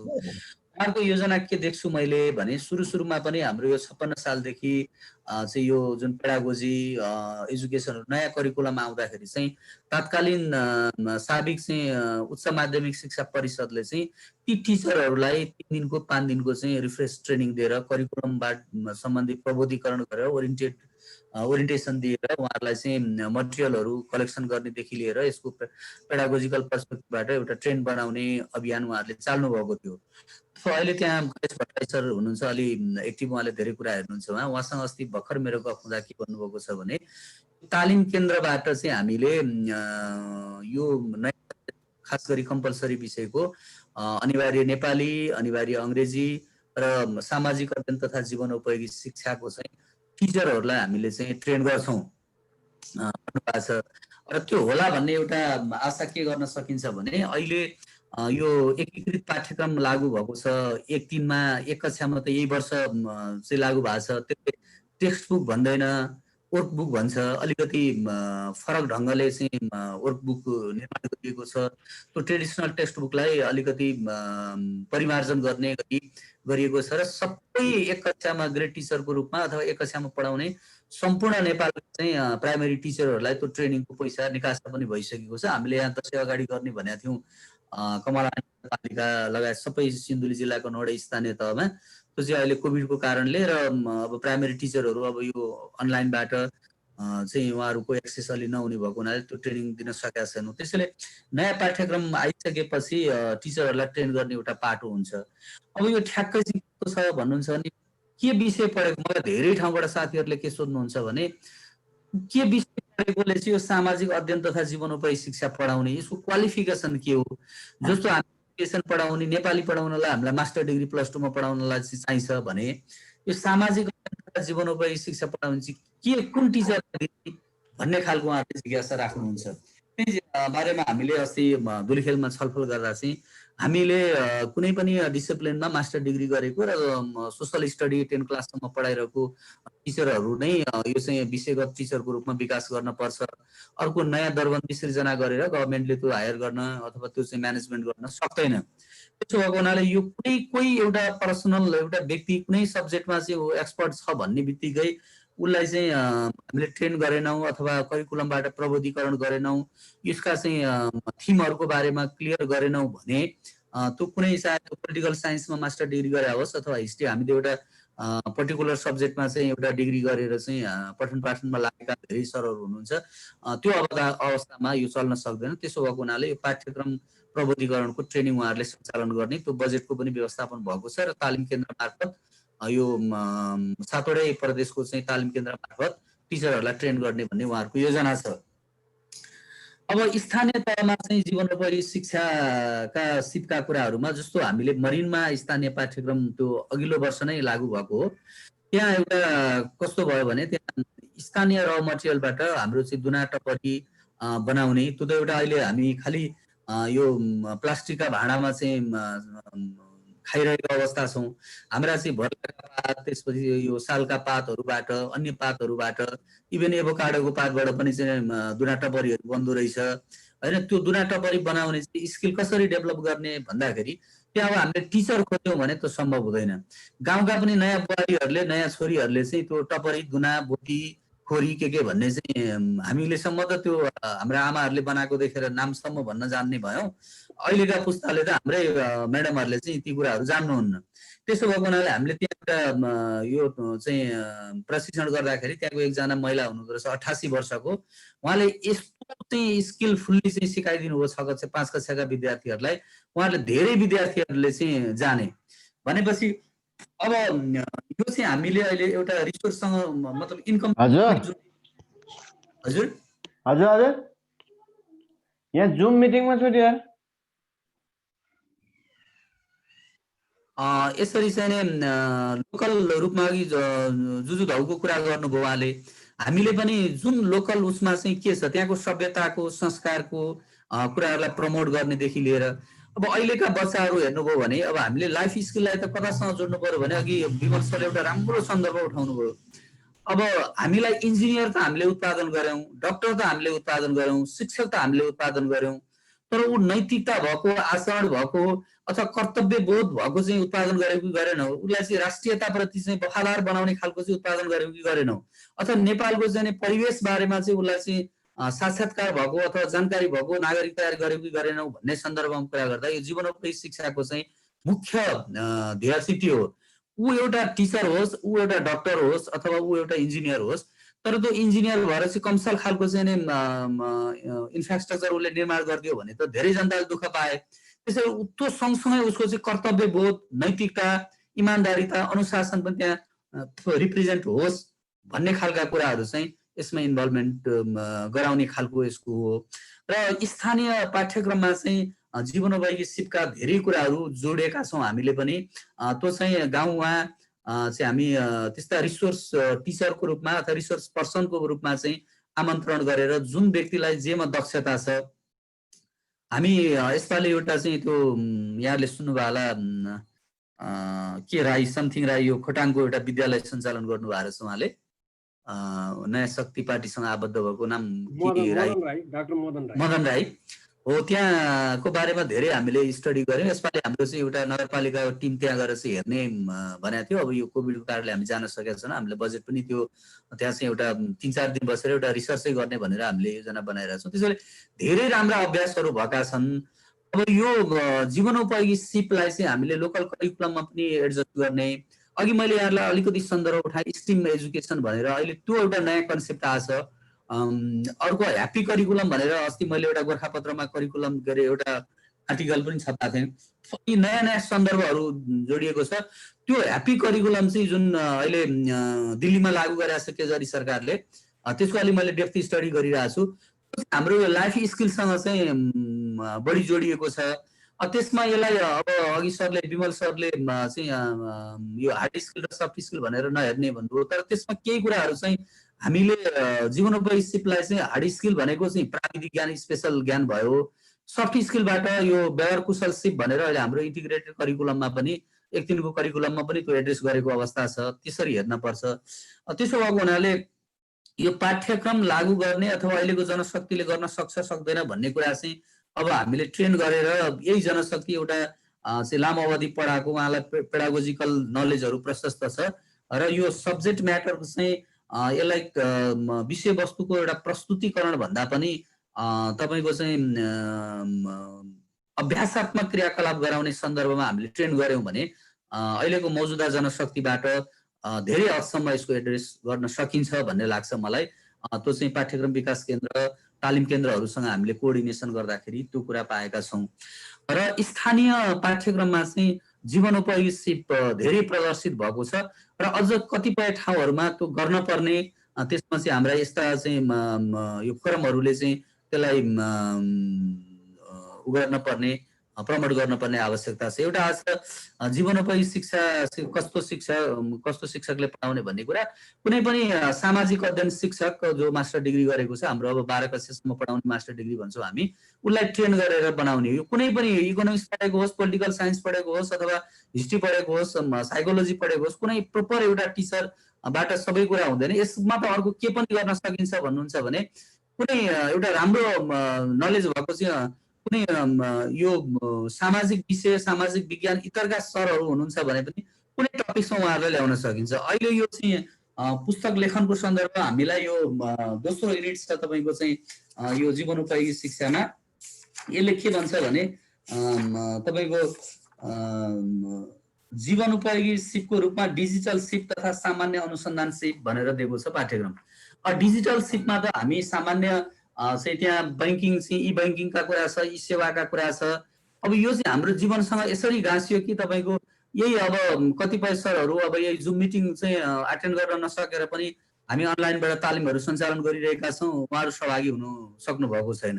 अब यसलाई चाहिँ हामी चाहिँ ई सेवा यसरी गर्ने, उ गर्ने, ई बैंकिङ यसरी गर्ने, चाहिँ मनी ट्रान्सफर यसरी गर्ने चाहिँ ई सेवाबाट भनेर त्यहाँ बोर्डमा लेखेर मात्रै हामीले गर्यौं भन्दा त्यो त हामीले टेक्निकल त्यो नलेज अथवा त्यो बैंकको एउटा कर्मचारी ल्याएर एक दिन हामीले चाहिँ ट्रेन गराउन पनि सक्छौं। त्यसो भएको हुनाले यसमा चाहिँ हेड टिचरको अघि टोम सरले उठाउनु भयो भन्नुभयो, यो हेड टिचरको रोल पनि के हुने भयो भनेदेखि अब कतिपय टिचरहरूको मनोविज्ञान के हुन्छ भने अब मैले चाहिँ एउटा टपिक पढाउन नसकेर अर्को टिचरलाई हायर गर्दाखेरि म चाहिँ मेरो चाहिँ दक्षतामै चाहिँ प्रश्न उठ्ने हो कि भन्ने ढंगले पनि सकि नसकि उहाँहरूले चाहिँ आफू क्लियर नभइकन पढाउने त्यो परम्परा पनि हामी कहाँ छ। त्यसो भए त्यो परम्परालाई तोड्दै यो विषयको नेचर कस्तो छ भन्नुहुन्छ भने बहु चाहिँ शिक्षकहरू चाहिँ आवश्यक पर्छ यसले। त्यसैले त्यो ट्रेन गर्ने कुराहरूमा हामीले फोकस गर्नुपर्छ। त्यो लोकल करिकुलममा पनि यसका चाहिँ प्रतिबिम्बन गर्न सकिने अवस्था छ। इभन हाम्रो इन्टिग्रेटेड करिकुलमको सन्दर्भले पनि लाइफ स्किललाई चाहिँ प्रमोट गरेको छ। यद्यपि यो पाठ्यक्रमको बारेमा मेरा पनि थुप्रै चाहिँ गुनासाहरू छन्। मैले पनि केही आर्टिकलहरूको रूपमा पनि यसलाई रिप्रेजेन्ट गरेको छु। तथापि यो चाहिँ एउटा नेपालमा अब पहिला नेपाल परिचय भन्ने पढ्थ्यौँ हामीले चाहिँ इन्टर पढ्दाखेरि, त्यसले केही हदसम्म चाहिँ नेपालको भौगोलिक, सांस्कृतिक, सामाजिक, जातिगत एउटा चाहिँ नलेज हामीलाई दिन्थ्यो। त्यो भएको हुनाले यो जीवनोपयोगी सामाजिक अध्ययन तथा जीवनोपयोगी शिक्षाले समग्रमा नेपालको सन्दर्भ, विश्वका चाहिँ राजनीतिकहरू, समसामयिक घटनाहरू र हामीलाई जीवन पर्यन्त चाहिने सिपहरूको बारेमा हामीलाई जिज्ञासु बनाउने चाहिँ यसले मार्ग प्रशस्त गरेको हुनाले यो पाठ्यक्रम चाहिँ महत्त्वपूर्ण पनि छ। र अन्य सब्जेक्ट भन्दा यो सब्जेक्टलाई चाहिँ हामीले अलिक बढी फोकस गर्न पर्ने, बढी महत्त्व दिन पर्ने, बढी चाहिँ टिचरहरू पनि यसमा चाहिँ रिसोर्सहरू खोज्न पर्ने त्यसको गुन्जाइस पनि छ। हस् हस् हरि सर, धन्यवाद। वास्तवमा हामीले अहिले गरिराखेको यो छलफलले नै सबै निकास दिन्छ भन्ने हाम्रो कुरा त होइन, तर सन्दर्भ के रहेछ भन्ने बुझ्न र त्यसपछि हामी जहाँ छौँ त्यहाँ हाम्रो प्रयत्न थोरै गर्दाखेरि पनि केही सहयोग हुनसक्छ भन्ने हिसाबले पनि हामीले यो सन्दर्भहरू कहाँ कहाँ कसरी काम भएका रहेछन् भनेर बुझ्न आवश्यक छ भनेर मैले हरि सरलाई यो प्रश्न राखेको थिएँ। अब यहाँ केही कुराहरू आएको छन्, जस्तो राजेश्वरजीले केही कुरा राख्नुभएको छ, रामकृष्णजीले केही कुराहरू राख्नुभएको छ, टोमजीले पनि केही कुराहरू राख्नु भएको छ। हामी धेरै साथीहरू जो अन्तर्क्रियामा फ्रिक्वेन्टली सहभागी छौँ केही साथीहरूले यहाँ हात उठाउनु भएको छ सेयरिङको लागि।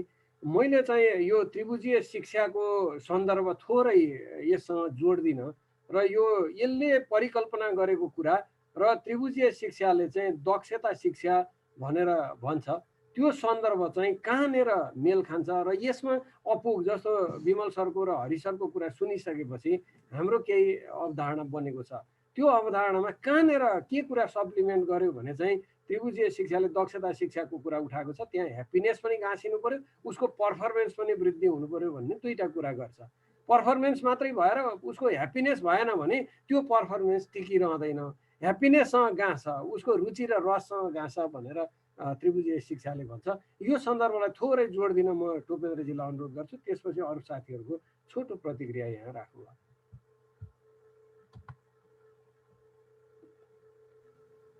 ल नमस्कार है, विमल सर त जानुभयो, हरि सरलाई चाहिँ यो त्रिभुजीय शिक्षा चिन्तनमा फेरि स्वागत गर्न चाहन्छु। हरि सरसँग फर्स्ट टाइम इन्टरेक्सन भइरहेछ। हामीले चाहिँ यो त्रिभुजीय शिक्षा मार्फत चाहिँ जसरी अहिले जीवनमूलक शिक्षाको बहस हामीलेमा चाहिँ केन्द्रित भयौँ, त्रिभुजीय शिक्षाले वास्तवमा भन्यो भने यो कुराहरू चाहिँ इन्क्लुड होस् भनेर नै पहिलेदेखि नै यो कुराहरू ल्याउन खोजेको थियो। र यहाँ अघि विमल सरले चाहिँ के कुराहरू चाहिँ विशेष गरी यस्तो यस्तो कुराहरू इन्क्लुड भयो भने जीवनमूलक शिक्षा चाहिँ को रूपमा त्यहाँबाट प्रवेश गराउन सकिन्छ कि भन्ने कुराहरू गर्नुभएको छ। विशेष गरी स्थानीय समस्या, त्यहाँको स्थानीय गौरव, अनि जीविकोपार्जन, अनि त्यसपछि छुवाछुत रहित समाज कसरी बनाउने लगायत जीवनका अब उहाँले चाहिँ हुन त रमाकान्त सरको प्रस्तुतिमा पनि तनाव व्यवस्थापनका कुराहरू, इन्टरपर्सनल स्किलका कुराहरू, यी सबै कुराहरू जीवनमूलक शिक्षामा आउँछन् भन्नुभएको थियो। भनेपछि यो अलिकति पहिला हामीले चाहिँ दक्षतामुखी शिक्षाको कुरा वकालत गर्दाखेरि चाहिँ यो प्राविधिक शिक्षा मात्रै होइन, यो मजबुरीको लागि चाहिँ कुनै विद्यार्थीहरूलाई चाहिँ फेल भइसकेपछि एउटा ल तिमीले यो ट्रेनिङ गरेर जब गरेर खाऊ भन्ने तरिकाले मात्रै चाहिँ दक्षतामुखी शिक्षालाई बुझाइँदैन भनेर भनेका थियौँ। भनेपछि त्यो यो प्राविधिक अथवा दक्षतामुखी शिक्षा यो स्किल ओरिएन्टेड शिक्षाभन्दा जीवनमूलक शिक्षा चाहिँ अलिकति एडभान्स फर्ममा चाहिँ मैले पाएँ। अझै पनि हुन त सरहरूले डिफाइन गर्दाखेरि चाहिँ अझ बढी यसको एक्सप्लोरेसन चाहिँ आउँछ होला। यसमा हामीले त्रिभुजीय शिक्षा अन्तर्गत दक्षतामुखी शिक्षालाई चाहिँ कसरी उठाएका थियौँ त भन्दाखेरि पहिलो कुरा चाहिँ 3-4वटा यसका विशेषता छन्।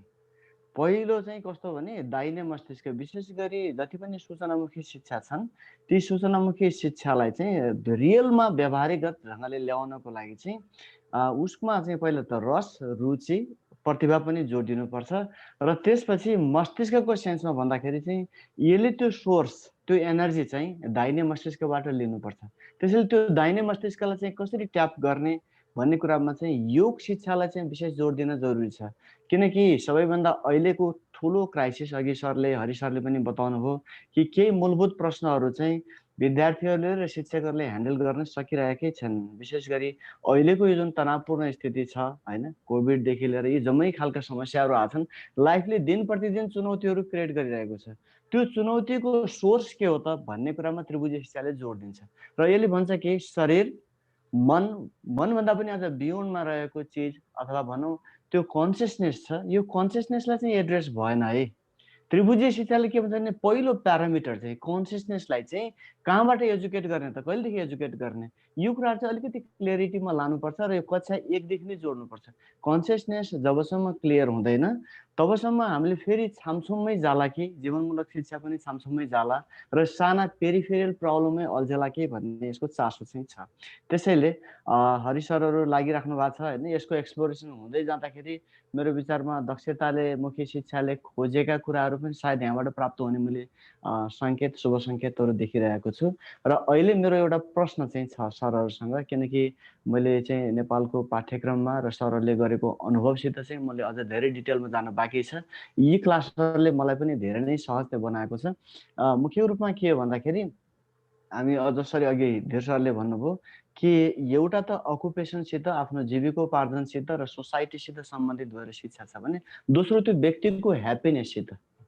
त्यो बच्चा चाहिँ जबसम्म ह्याप्पी हुँदैन, where there is fear there is no learning भन्छ, त्यो फियरबाट मुक्त बनाउने, ह्याप्पिनेसमा लैजाने र जीवनसित रिलेटेड भएर चाहिँ जाने, त्यो त्यो ह्याप्पिनेसको स्टेटको लागि चाहिँ कसरी काम ल्याउन खोजिरहेका छौँ स्थानीय पाठ्यक्रममा, ओभरअल समग्र पाठ्यक्रममा त्यो चाहिँ स्ट्रक्चर अथवा त्यो मेथोडोलोजी कसरी जाँदैछ, यो मेरो एउटा जिज्ञासा चाहिँ छ। यति भएपछि मेरो विचारमा हामी पछि हरि सरसित त्रिभुजी शिक्षाका प्रस्तावनाहरू के हुन्, यसले रियलमा उठाउन खोजेको मुद्दाहरू के छ, यसमा अझ थप जान सक्छौँ। अहिलेलाई मैले यति प्रश्न राख्दै आफ्नो कुराहरू राखेँ। धन्यवाद। हस् टुपेनजी। अब म राजेश्वर सरले यहाँ केही कुराहरू राख्न खोज्नु भएको छ एकदम छोटकरीमा। हामीसँग धेरै टाइम छैन, हामी 2-4 मिनट त थप्न सकौँला। त्यसैले म राजेश्वर सरलाई आफ्नो अनम्युट गरेर एकदम छोटकरीमा आफूले राख्न चाहेको कुरा राख्न सरलाई अनुरोध गरेँ। हजुर, अनम्युट गर्नु सर। हजुर सर सबैलाई नमस्कार। नमस्कार। धेरै कुराहरू आइसकेका छन्। मैले चाहिँ एउटा कुरो त मैले त्यहाँ कमेन्टमा लेखेको पनि छु। हामीले जति पनि कुरा गरिराखेका छौँ यो चाहिँ त्रिभुजीय शिक्षा अथवा यो दक्षतामुखी शिक्षा जुन भनिराखेका छौँ, मेरो व्यक्तिगत बुझाइमा मैले आफूले बुझे अनुसार चाहिँ के छ भने यो कुनै छुट्टै विषय म्याथ साइन्स गणित जस्तो यस्तो छुट्टै विषय हो जस्तो लागेन मलाई है। त्यसो भएर यो चाहिँ सबै विषयहरूमा चाहिँ एउटा क्रस कटिङको रूपमा लिएर गएर होइन, म्याथै पढे पनि जस्तै मलाई अहिले झट्ट एउटा स्कुलको एकपटकको मेरो सुपरभिजनको चाहिँ एउटा याद आयो। एउटा बच्चालाई 4 को चाहिँ दुनोट भन्न लगाएको, खर्र 4 एकान 4 देखि 4 दशम 40 सम्म भन्यो। बाबु तिम्रो घरमा कुखुरा पालेको छैन भन्दाखेरि 6 भन्यो। फुल पार्दै पार्दैन पार्छ भन्यो। तिम्रो घरमा 4 वटा कुखुराले एकै दिन 5-5 वटाको दरले फुल पार्यो भने जम्मा कतिवटा फुल हुन्छ होला भनेर सोद्धाखेरि त्यो त हामीले पढाएको छैन सर भने क्या है। अब त्यो कुन शिक्षा अन्तर्गत पर्ने हो, हामीले खोजेको त्यस्तो शिक्षा हो कि होइन होइन। यदि त्यो कुरो उसले जान्यो भने त्यो चाहिँ दक्षतामुखी शिक्षा हुने हो कि होइन है। त्यसो भएर गणितमा होस् अथवा विज्ञानमा होस् अथवा सामाजिकमा होस् अथवा ल्याङ्ग्वेजमै पनि किन नहोस् होइन, हामी रस्व दीर्घ भनेर मजाले पढ्छौँ, लेख्ने बेला जताबाट आयो त्यतातिर लेख्छौँ है। त्यसले गर्दाखेरि यस्ता कुराहरूलाई चाहिँ अलिकति क्रस कटिङको रूपमा लैजाने र त्यो क्रस कटिङको रूपमा लगेर यो कुरो यसरी सिक्नुपर्छ है भन्ने कुरो र सिकाउनुपर्छ भन्ने कुरो भयो भने सायद अघि त्यो जुन जनशक्तिको कुरा आएको थियो मलाई त्यो प्रसङ्गमा है, अहिलेकै जनशक्तिलाई पनि यदि उहाँहरूले चाहिँ अन्तरात्मादेखि त्यसलाई स्वीकार दिनुभयो भने यो भ्याइन्छ कि सकिन्छ कि जस्तो मलाई लाग्ने। अब हामी सोच्दै जाउँ, यो केही छैन।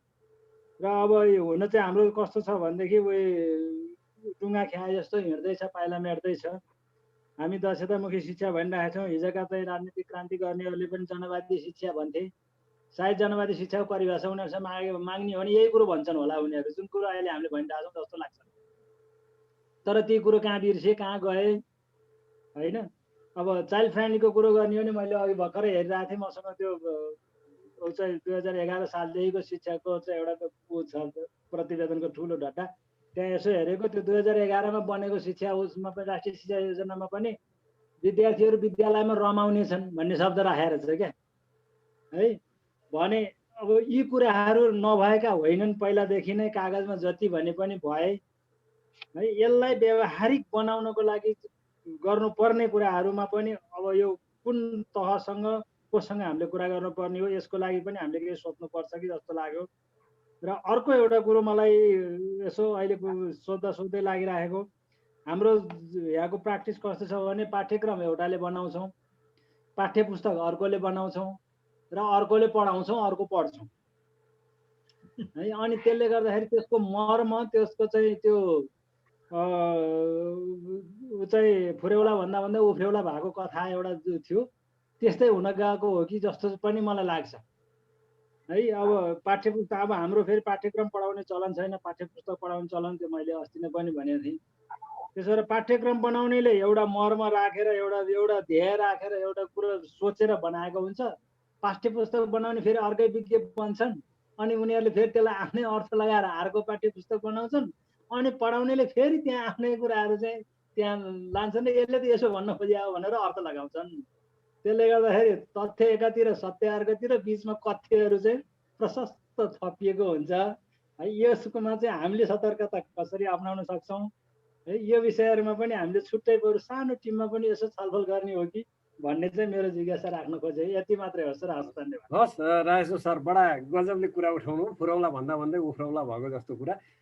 सुवर्णजी, थोरै कुरा तपाईँ अब यो 11-12 को बच्चाहरूलाई पढाइ पनि रहनु भएको छ, अब त्यसमा यो पाठ्यक्रम तपाईँले अध्ययन पनि गर्नु भएको छ, यसको सर्टकमिङ र यो भावी चुनौतीहरू, खास गरिकन यो निजी क्षेत्रका विद्यालयहरूले यसलाई अध्यापन गराउँदाखेरि कस्तो चुनौतीको सामना गर्नु पर्ला भन्ने देख्नुहुन्छ, त्यो बारेमा छोटकरीमा कुरा। समय त एकदमै छोटो छ, 2-3 मिनेटमा। हजुर। हस्, सबै सरहरूलाई नमस्कार, म्याडमहरूलाई नमस्कार। एउटा मैले यो सुरुमै नयाँ पाठ्यक्रम कहिले आउला र हेरौँला भनेर म बडो व्यग्रताका साथ पर्खिरहेको थिएँ। आउन साथ मैले यो हेरेँ र हेर्दाखेरि मैले चाहिँ एउटा कुरो चाहिँ आज हाम्रो फुएन सरको, डाक्टर फुएन सरको चाहिँ प्रस्तुतिबाट क्लियर भयो। त्यस्तै बेढङ्गको म एउटा पाठ्यक्रमको विद्यार्थीको आँखाले हेर्दाखेरि म सबभन्दा पहिले त त्यो कोर्सलाई के भन्नेमा म कन्फ्युज भएँ। म चाहिँ त्यो पाठ्यक्रम कार्यान्वयन गर्ने मान्छे, जस्तो चाहिँ के भनिएको छ भने सामाजिक अध्ययन तथा जीवन उपयोगी शिक्षा भनिएको छ। त्यसपछि त्यसको चाहिँ विभाजन गरेर 11 र 12मा चाहिँ के पढाउने भनिएको छ भने 11मा पढाउनेलाई सामाजिक अध्ययन भन्ने, 12मा पढाउनेलाई जीवन उपयोगी शिक्षा भनेर उति क्रेडिटहरू राखेको छ, त्यहाँ मिलेको छैन। अब गर्नेले के गर्दैछ, फेरि आदि पार्दैछ। हुन चाहिँ त्यो 11मा चाहिँ त्यो करिकुलममा लेखेको ठिकै होला, 11 क्लासमा चाहिँ सामाजिक अध्ययन पढाउने, 12मा गएर जीवन उपयोगी त्यसको चाहिँ जुन त्यो त्यसको लागि चाहिने फाउन्डेसन नलेज भएपछि 12मा त्यो गर्ने भनेर छ। तर आदि टुक्रा छ, अनि त्यो आदि पाठ चाहिँ 11मा छ, आदि पाठ 12मा छ सामाजिकको पनि। अब कुनै एउटा ऐतिहासिक घटना पनि आदि घटना चाहिँ यता 11मा छ, आदि घटना 12मा गएर पढ्नुपर्छ नि, के गरे होला भने। र यतिसम्म त 11-12को यो मिक्स रहेछ भनेर माने। अरू तल हेर्दै गएको अब एउटा खालको एउटा यसको चाहिँ सर्टकमिङ्स भन्ने सरहरूलाई, यही पाठ्यक्रम चाहिँ नि 3 किसिमको विद्यालय छ। एउटा चाहिँ साधारण मावि भनेर चाहिँ अहिले हाम्रो इन जेनरल सार्वजनिक र निजी मावि धेरै हुन्छ। त्यसपछि परम्परागत शिक्षा भनेर संस्कृत, त्यसपछि यो के अरे वेद विद्याश्रम, गुरुकुल शिक्षा, गोन्पा, बिहार र मद्रसा, यति किसिमको चाहिँ बेग्ला पाठ्यक्रममा पनि नेपाली एउटा चाहिँ सबैलाई अनिवार्य भनिएको छ। अनि साधारण माध्यमिकलाई अङ्ग्रेजी अनिवार्य र सामाजिक शिक्षा अनिवार्य भनिएको छ। अनि चाहिँ अर्को चाहिँ प्राविधिक तथा व्यावसायिक शिक्षा भन्ने अर्को धार हुन्छ फेरि त्यही 9, 10, 11, 12मा। अनि त्यसको चाहिँ त्यसलाई पनि फेरि सामाजिक शिक्षा भन्ने मात्रै चाहिँ राखिदिएछ। अब बिचराहरूलाई फसाद पर्यो, किनभने आदि कुरो 12मा पऱ्यो, त्यो के अरे प्राविधिकले 12 पढ्नु पर्दैन, यही कुरो 12 क्लासमा राखिदिएछ। अरू क्लासमा 11मा पढ्नेलाई प्राविधिक र चाहिँ के अरे व्यावसायिक पढ्नेले चाहिँ 12मा गएर पढ्नुपर्छ। त्यसको भागमा चाहिँ सामाजिक अध्ययन मात्रै भन्ने 11को चाहिँ कोर्स राखिदिएको छ, 12को त्यसले पढ्नु पर्दैन। एउटा अर्को चाहिँ त्यो भयो। अनि के गरिएछ, यही कुरो यति नै पाठ्य विषयवस्तु 11 क्लासको विद्यार्थीले चाहिँ नि हप्ताको 5 पिरियड पढ्ने, 5 घन्टा भनेर राखेको छ। अनि व्यावसायिक र माध्यमिक विद्यालय के अरे व्यावसायिक र चाहिँ प्राविधिकको लागि चाहिँ 3 दिन पढाएर हुन्छ। बिचरा शिक्षकले कसरी सक्ने भयो। यस्तो खालको चाहिँ हचुवा, यो किसिमको हचुवाको चाहिँ यो नीति पाठ्यक्रमको नीति बनेको छ। अनि त्यस्तै गरेर चाहिँ यहाँ कस्तो के छ त भन्दा अघि यहाँ केही कुरो पनि आयो कि एउटा सानो मैले चाहिँ पहिले म राष्ट्रिय मानव अधिकार आयोगमा हुँदाखेरि एउटा चाहिँ यो सामाजिक यो हाम्रो चाहिँ मानव अधिकार शिक्षालाई चाहिँ हाम्रो सामाजिक शिक्षाको टिचरहरूले कसरी बुझेछन् भनेर मैले 3टा जिल्लालाई चाहिँ निजी स्कुलको मात्रै, किनभने अरू सार्वजनिक स्कुलको चाहिँ टिचरहरू चाहिँ ट्रेन हुन्छन्, ट्रेनिङमा चाहिँ यो कुरा भइहाल्छ भन्ने चाहिँ उहाँ शैक्षिक जनशक्तिको चाहिँ सरहरूले भन्नुभयो। त्यसो गरी निजी विद्यालयमा के गरिरहेको छ भनेर पाइलटिङ गरेन त भनेर काठमाडौँ, पाटन, भक्तपुर र काभ्रेको चाहिँ सरहरू, यो पढाउने सरहरूलाई चाहिँ स्याम्पलिङ गरेर 50-50 जनाको सरहरूलाई सोद्धाखेरि यहाँ सबभन्दा पहिला अघि यो उठेको भएर मैले यसको एन्सर पनि हुन्छ भनेर भनेको है। पढाउने शिक्षकहरू सबै 90% जति चाहिँ नि अङ्ग्रेजी शिक्षकले पढाउनुहुन्छ, किनभने यसलाई स्कुलले भाषाको रूपमा बुझिएको छ। इङ्ग्लिस मिडियममा पढाउने, इङ्ग्लिस भाषा पढाउने भनेर यसलाई अङ्ग्रेजीको दोस्रो पेपर भन्ने मानेर चाहिँ पढाइराखिएको छ अहिले भइरहेकोमा। र धेरै जस्तो ल्याङ्ग्वेज टिचरले सोसियल स्टडी पढाउँछ र भाषा पढाउँछ, अरू केही पढाउँदैन।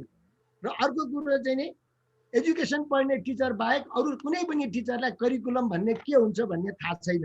र उहाँ सरहरूले चाहिँ त्यो 3 दिनको गोष्ठीमा चाहिँ पाएका मसँग इनपुट छ, त्यो एक दिन चाहिँ यहाँ प्रस्तुत गर्न चाहिँ नि उपयुक्त हुन्छ जस्तै पनि लाग्यो। र उहाँहरूले चाहिँ के भन्नुभयो भनेदेखि यो मानव अधिकार भनेको पनि अरू कुरो पनि हामीले केही पनि बुझेको रहेन छौँ, अहिलेसम्म गल्ती पढाइएछ सर भनेर चाहिँ त्यहाँ चाहिँ 80% टिचरहरूले चाहिँ गिल्टी फिल गर्नुभएको थियो कि, किनभने विषयवस्तु नै हामीलाई थाहा थिएन। हामीले त भाषा पढाउने हिसाबले चाहिँ नि शुद्ध लेख्नुपर्छ, सेन्टेन्स लेख्नुपर्छ, यो गर्नुपर्छ, त्यो गर्नुपर्छ भनेको अनि विद्यार्थीले पटापट घोक्ने रहेछ। त्यो सामाजिक शिक्षा हाम्रोमा अहिले पनि भाषाको रूपमा घोकाइन्छ।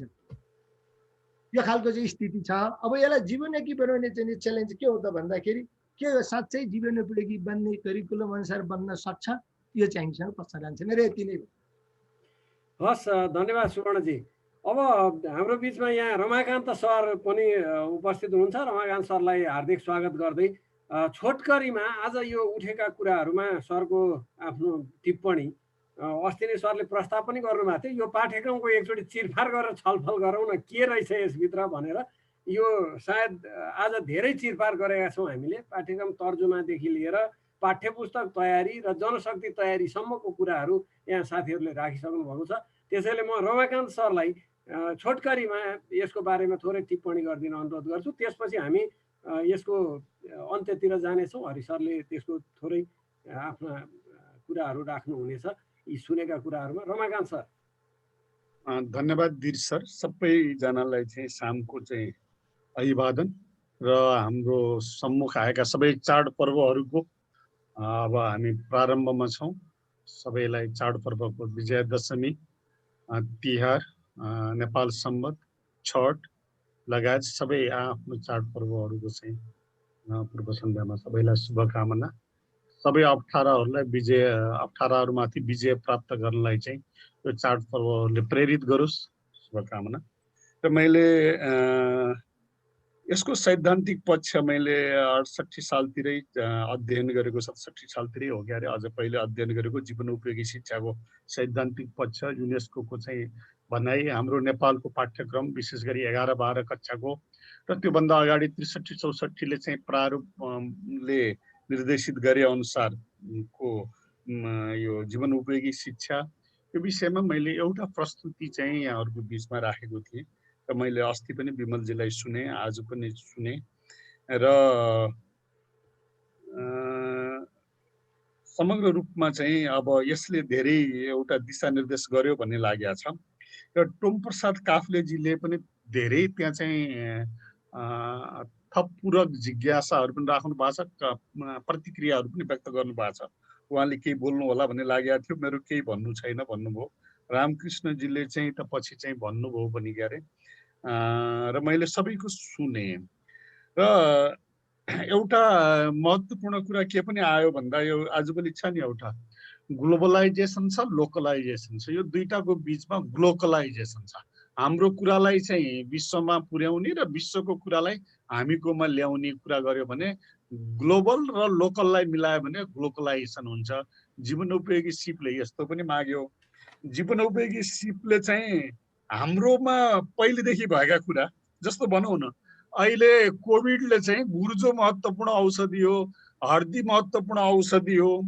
अझ चाहिँ अलि पहिले 2-4 वर्ष अगाडि चाहिँ यो सिटोफेनिया अनि यो बिर्सनी रोगहरू चाहिँ यो मस्तिष्कमा चाहिँ जुन विस्मृति आउँछ, यसको चाहिँ सवालमा नेपालमा अथवा विशेष गरी एसियनहरूले पत्ता लगाएका सबै मसलामा चाहिँ सबै चिजहरू तरकारीमा किचनमा लगेर राखिदिए उनीहरूले। बोदो, हर्रो, अमला, तुलसी, पिपल, कुश, गुर, यस्ता धेरै चिजहरू चाहिँ जसले पत्ता लगाए। अब विश्वले अरू कुराहरू धेरै यसले सिक्दैछ। यस्तो सिक्नको लागि चाहिँ योग चाहिँ त अब चाहिँ ग्लोबलाइजेसन भइसक्यो हैन। पहिले चाहिँ अष्टादश योग भनेर चाहिँ वैदिक शास्त्रले चाहिँ जुन पहिले चाहिँ भन्थ्यो त्यो चाहिँ अब चाहिँ ग्लोबलाइजेसन भइसक्यो हैन। अब सबै मान्छेहरू चाहिँ पतञ्जलिको चाहिँ चेलाहरू भएको छन्, कोही कोही चाहिँ अब उसको चेला भएको छन्, रविशङ्करको चेला भएको छन्। अब कति ठाउँमा चाहिँ अब ओशोका चाहिँ यो शिक्षा दर्शन, अब अनेक खालका चाहिँ कुराहरू चाहिँ विश्वलाई काम लाग्ने दृष्टिकोणहरू धेरै बनाइरहेछन्। अब त्यसो भए जीवनोपयोगी सिप भने अघि बडा राम्रो कुरा आएको छ। जीवनोपयोगी भने छुट्टै चाहिँ विषय पढाइयो भने जीवनोपयोगी शिक्षा भन्ने के हो, त्यो एउटा पारिभाषिक रूपमा मात्रै पढाएको हो। वास्तवमा जीवनोपयोगी शिक्षा कहाँ छ त भन्दा गणितभित्र खोज्यो भने त्यहीँ छ, नेपालीभित्र खोज्यो भने त्यहीँ छ, अथवा भाषाभित्र खोज्दा त्यहीँ छ, विज्ञानभित्र खोज्दाखेरि त्यहीँ छ। विज्ञान त जहाँ पनि छ नि, किचनमा पनि छ, बाथरुममा पनि छ, शयन कक्षमा पनि छ हैन, सबै ठाउँमा छ, गणित पनि जहाँ पनि छ। त्यसो भए जीवनोपयोगी शिक्षा भनेको सबै विषयमा छ। अहिले चाहिँ जीवनोपयोगी शिक्षालाई चाहिँ कतै त्यो सबै ठाउँमा प्रयोग गर्नको लागि चाहिँ बुझाउनको लागि पहिले सामाजिक भित्र राखेर बुझाउँ भनेर चाहिँ अहिले प्रस्तावित गरिया छ। त्यसो भए आज मेरो चाहिँ अब यसमा विहङ्ग छलफल भइसक्यो हुनाले र मैले नै प्रस्तुत पनि धेरै कोणबाट गरिसकेका हुनाले अब विषयवस्तुहरू प्रस्तुत गर्ने शैली, भाषा, आफ्ना अनुभूतिहरू केही फरक हुन्छन्, तर सारमा चाहिँ कुरा उस्तै उस्तै हुन्छ। त्यो चाहिँ हामीलाई अब बोध भइसक्यो। आज मैले चाहिँ यहाँहरूसँग पछि चाहिँ यो त्रिभुजीय शिक्षाकोमा पनि अनि यो पथिक फाउन्डेसनको पनि मैले पछि लेखेर प्रश्न राख्नेछु। वार्मअप हुन्छ कि बडा सजिलो प्रश्न। मैले एकचोटि चर्चा गरेका थिएँ, यो संसारमा तपाईँ कहिले आउनुभयो हैन, के गर्ने विचार छ, के गर्ने लक्ष्य छ र कहिलेसम्म बस्ने इच्छा छ भनेर चाहिँ बडा सजिलो प्रश्न चाहिँ सोद्धाखेरि मलाई चाहिँ रातभरि चाहिँ मेरो दिमागमा बडा उत्सुकता जागेको थियो एकचोटि चाहिँ। त्यस्तै जस्तो आज मैले छलफल गर्दा गर्दै मेरो दिमागमा 3वटा प्रश्न उब्जेको छ। लियो टल्स्टयको चाहिँ हामीले पढ्ने बेलामा चाहिँ एसएलसी पढ्ने बेलामा चाहिँ 3 क्वेसन भन्ने चाहिँ एउटा चाहिँ पढ्नु पर्थ्यो। यहाँ चाहिँ हामी अलि वयस्क चाहिँ अलि हामी सिनियर सिटिजन भइसकेका मान्छेहरूले पढेथ्यौँ होला चाहिँ एसएलसीमा चाहिँ 3 क्वेसन हो। हाम्रो चाहिँ सुवर्ण कर्मचारी सरले गर्नुभयो, त्यो 3 क्वेसन थियो। त्यहाँ चाहिँ अङ्ग्रेजीमा भनिएको थियो, अघि म यहाँ नेपालीकरण भन्दैछु, संसारमा सबभन्दा महत्त्वपूर्ण मानिस को हो, who is the most important person in the world भन्ने चाहिँ एउटा प्रश्न थियो, होइन त सुवर्ण सर? अनि दोस्रो प्रश्न थियो, संसारमा सबभन्दा महत्त्वपूर्ण कार्य के हो, what is the important function, important work, सबभन्दा महत्त्वपूर्ण कार्य के हो भन्ने दोस्रो प्रश्न थियो। तेस्रो प्रश्न थियो, संसारमा सबभन्दा महत्त्वपूर्ण समय कुन हो, what is the most important time भनिएको थियो। यो 3वटा प्रश्न चाहिँ त्यति बेलाको टल्स्टयले भनेको चाहिँ जीवनोपयोगी प्रश्न भनेर भनिन्थ्यो, त्यसलाई लाइफ स्किल क्वेसन भनेर भनिन्थ्यो।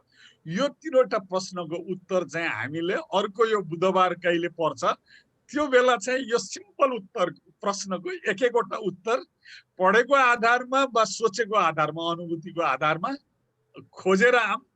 त्यसैबाट प्रश्न जे पढे पनि, हाम्रो चाहिँ जीवनोपयोगी शिक्षा पढे पनि, गुणस्तरीय शिक्षा पढे पनि, त्रिभुजीय शिक्षा पढे पनि, यो जता पनि मिल्ने मसला हुन्छ नि, मसला, यो मसलाको काम गर्नेछ। 3वटा प्रश्न मैले राखिदिनेछु। अर्को 3वटा प्रश्न पनि मैले राख्नेछु, मानव विकास यन्त्रवत हुन्छ कि प्राणीगत रूपले हुन्छ? नम्बर 1। नम्बर 2, मानव विकास अविरल बग्ने खोला जस्तै हो कि बिसौनीमा थामी थामी हिँड्ने भरिया जस्तो हो? दोस्रो प्रश्न। तेस्रो प्रश्न, मानव विकासमा प्रकृतिको भूमिका महत्त्वपूर्ण हुन्छ कि वातावरणको महत्त्वपूर्ण भूमिका हुन्छ? त्यति बेला प्रकृति र पुरुष र प्रकृति भन्ने चलन थियो। पुरुष भनेको चाहिँ अहिले हामीले चाहिँ यो जेन्डर बायस भनेर चाहिँ कुरा आउला, पुरुष भनेको प्रकृतिलाई भनिन्छ त्यति बेला, है। यो हाम्रो वैदिक शास्त्रले चाहिँ भन्दाखेरि पुरुष र प्रकृति भनेर चाहिँ पुरुष भनेको चाहिँ यसलाई प्रकृतिलाई भन्थ्यो र प्रकृति भनेर वातावरणलाई भनिन्थ्यो। यो भाषाले चाहिँ आफैले चाहिँ अर्थ दिने होइन, मान्छेले कसरी त्यति बेला चाहिँ बुझ्यो त्यही भाषाको चाहिँ अर्थ हुँदो रहेछ। तर अहिले चाहिँ प्रकृति भन्नाले चाहिँ पुरुष भन्नाले प्रकृति हो, प्रकृति भन्नाले अहिले वातावरणलाई भनिन्छ। त्यसकारण चाहिँ प्रकृति ठुलो कि वातावरण ठुलो मानव जीवनमा? यो 3वटा प्रश्न पनि हाम्रो लागि विचारणीय प्रश्न हुन्छन्। त्यति भइसकेपछि हामीले चाहिँ यो मानव जीवनको सिङ्गो पाटो बुझ्छौँ। बुझ्नको लागि हामीसँग चाहिँ बेसिक प्रश्न बन्छ अनि हाम्रो लाइफ स्किलको विषयमा पनि थप्दो दिन चाहिँ छलफल गरौँला, बिट मारौँला। अर्को प्रश्नमा वार्मअपको लागि 6वटा प्रश्न चाहिँ मैले चाहिँ यहाँहरूलाई चाहिँ यो हाम्रो जुन यो नेटवर्क छ हाम्रो चाहिँ जोडिने कनेक्टिभिटीको चाहिँ यो त्रिभुजीय शिक्षाको चाहिँ मेसेन्जर ग्रुप र पथिक फाउन्डेसनको चाहिँ मेसेन्जर ग्रुप, यो दुईटैमा मैले यो प्रश्नहरू 6वटा प्रश्नहरू राख्ने छु। त्यो दिन वार्मअपको लागि चाहिँ हामीले अब केहीजनाले चाहिँ सेयर गरौँला, सबैलाई समेत रहला नरहला, अनि त्यहीबाट चाहिँ कुरा अगाडि जाउँला। धन्यवाद, नमस्कार। धन्यवाद रमाकान्त सर, बडा राम्रो होमवर्क दिनुभयो। एकदम यो होमवर्क चाहिँ एकदम विचारणीय छ र चिन्तनको निमित्त मलाई लाग्छ हामीले असाध्यै सरल तर गम्भीर हामीले मलाई लाग्छ यो जीवनमुखी शिक्षा, जीवनमूलक शिक्षा, जीवनमूलक सिप जे भने पनि यो रमाकान्त सरको 6वटा प्रश्नकै पेरिफेरीमा उत्तर खोज्ने प्रयत्नले सायद हामीलाई यो शिक्षालाई निचोडमा पुर्याउला जस्तो लाग्छ। अब हामीले यो जे जति आज छलफल गऱ्यौँ, समय त निकै गइसक्यो।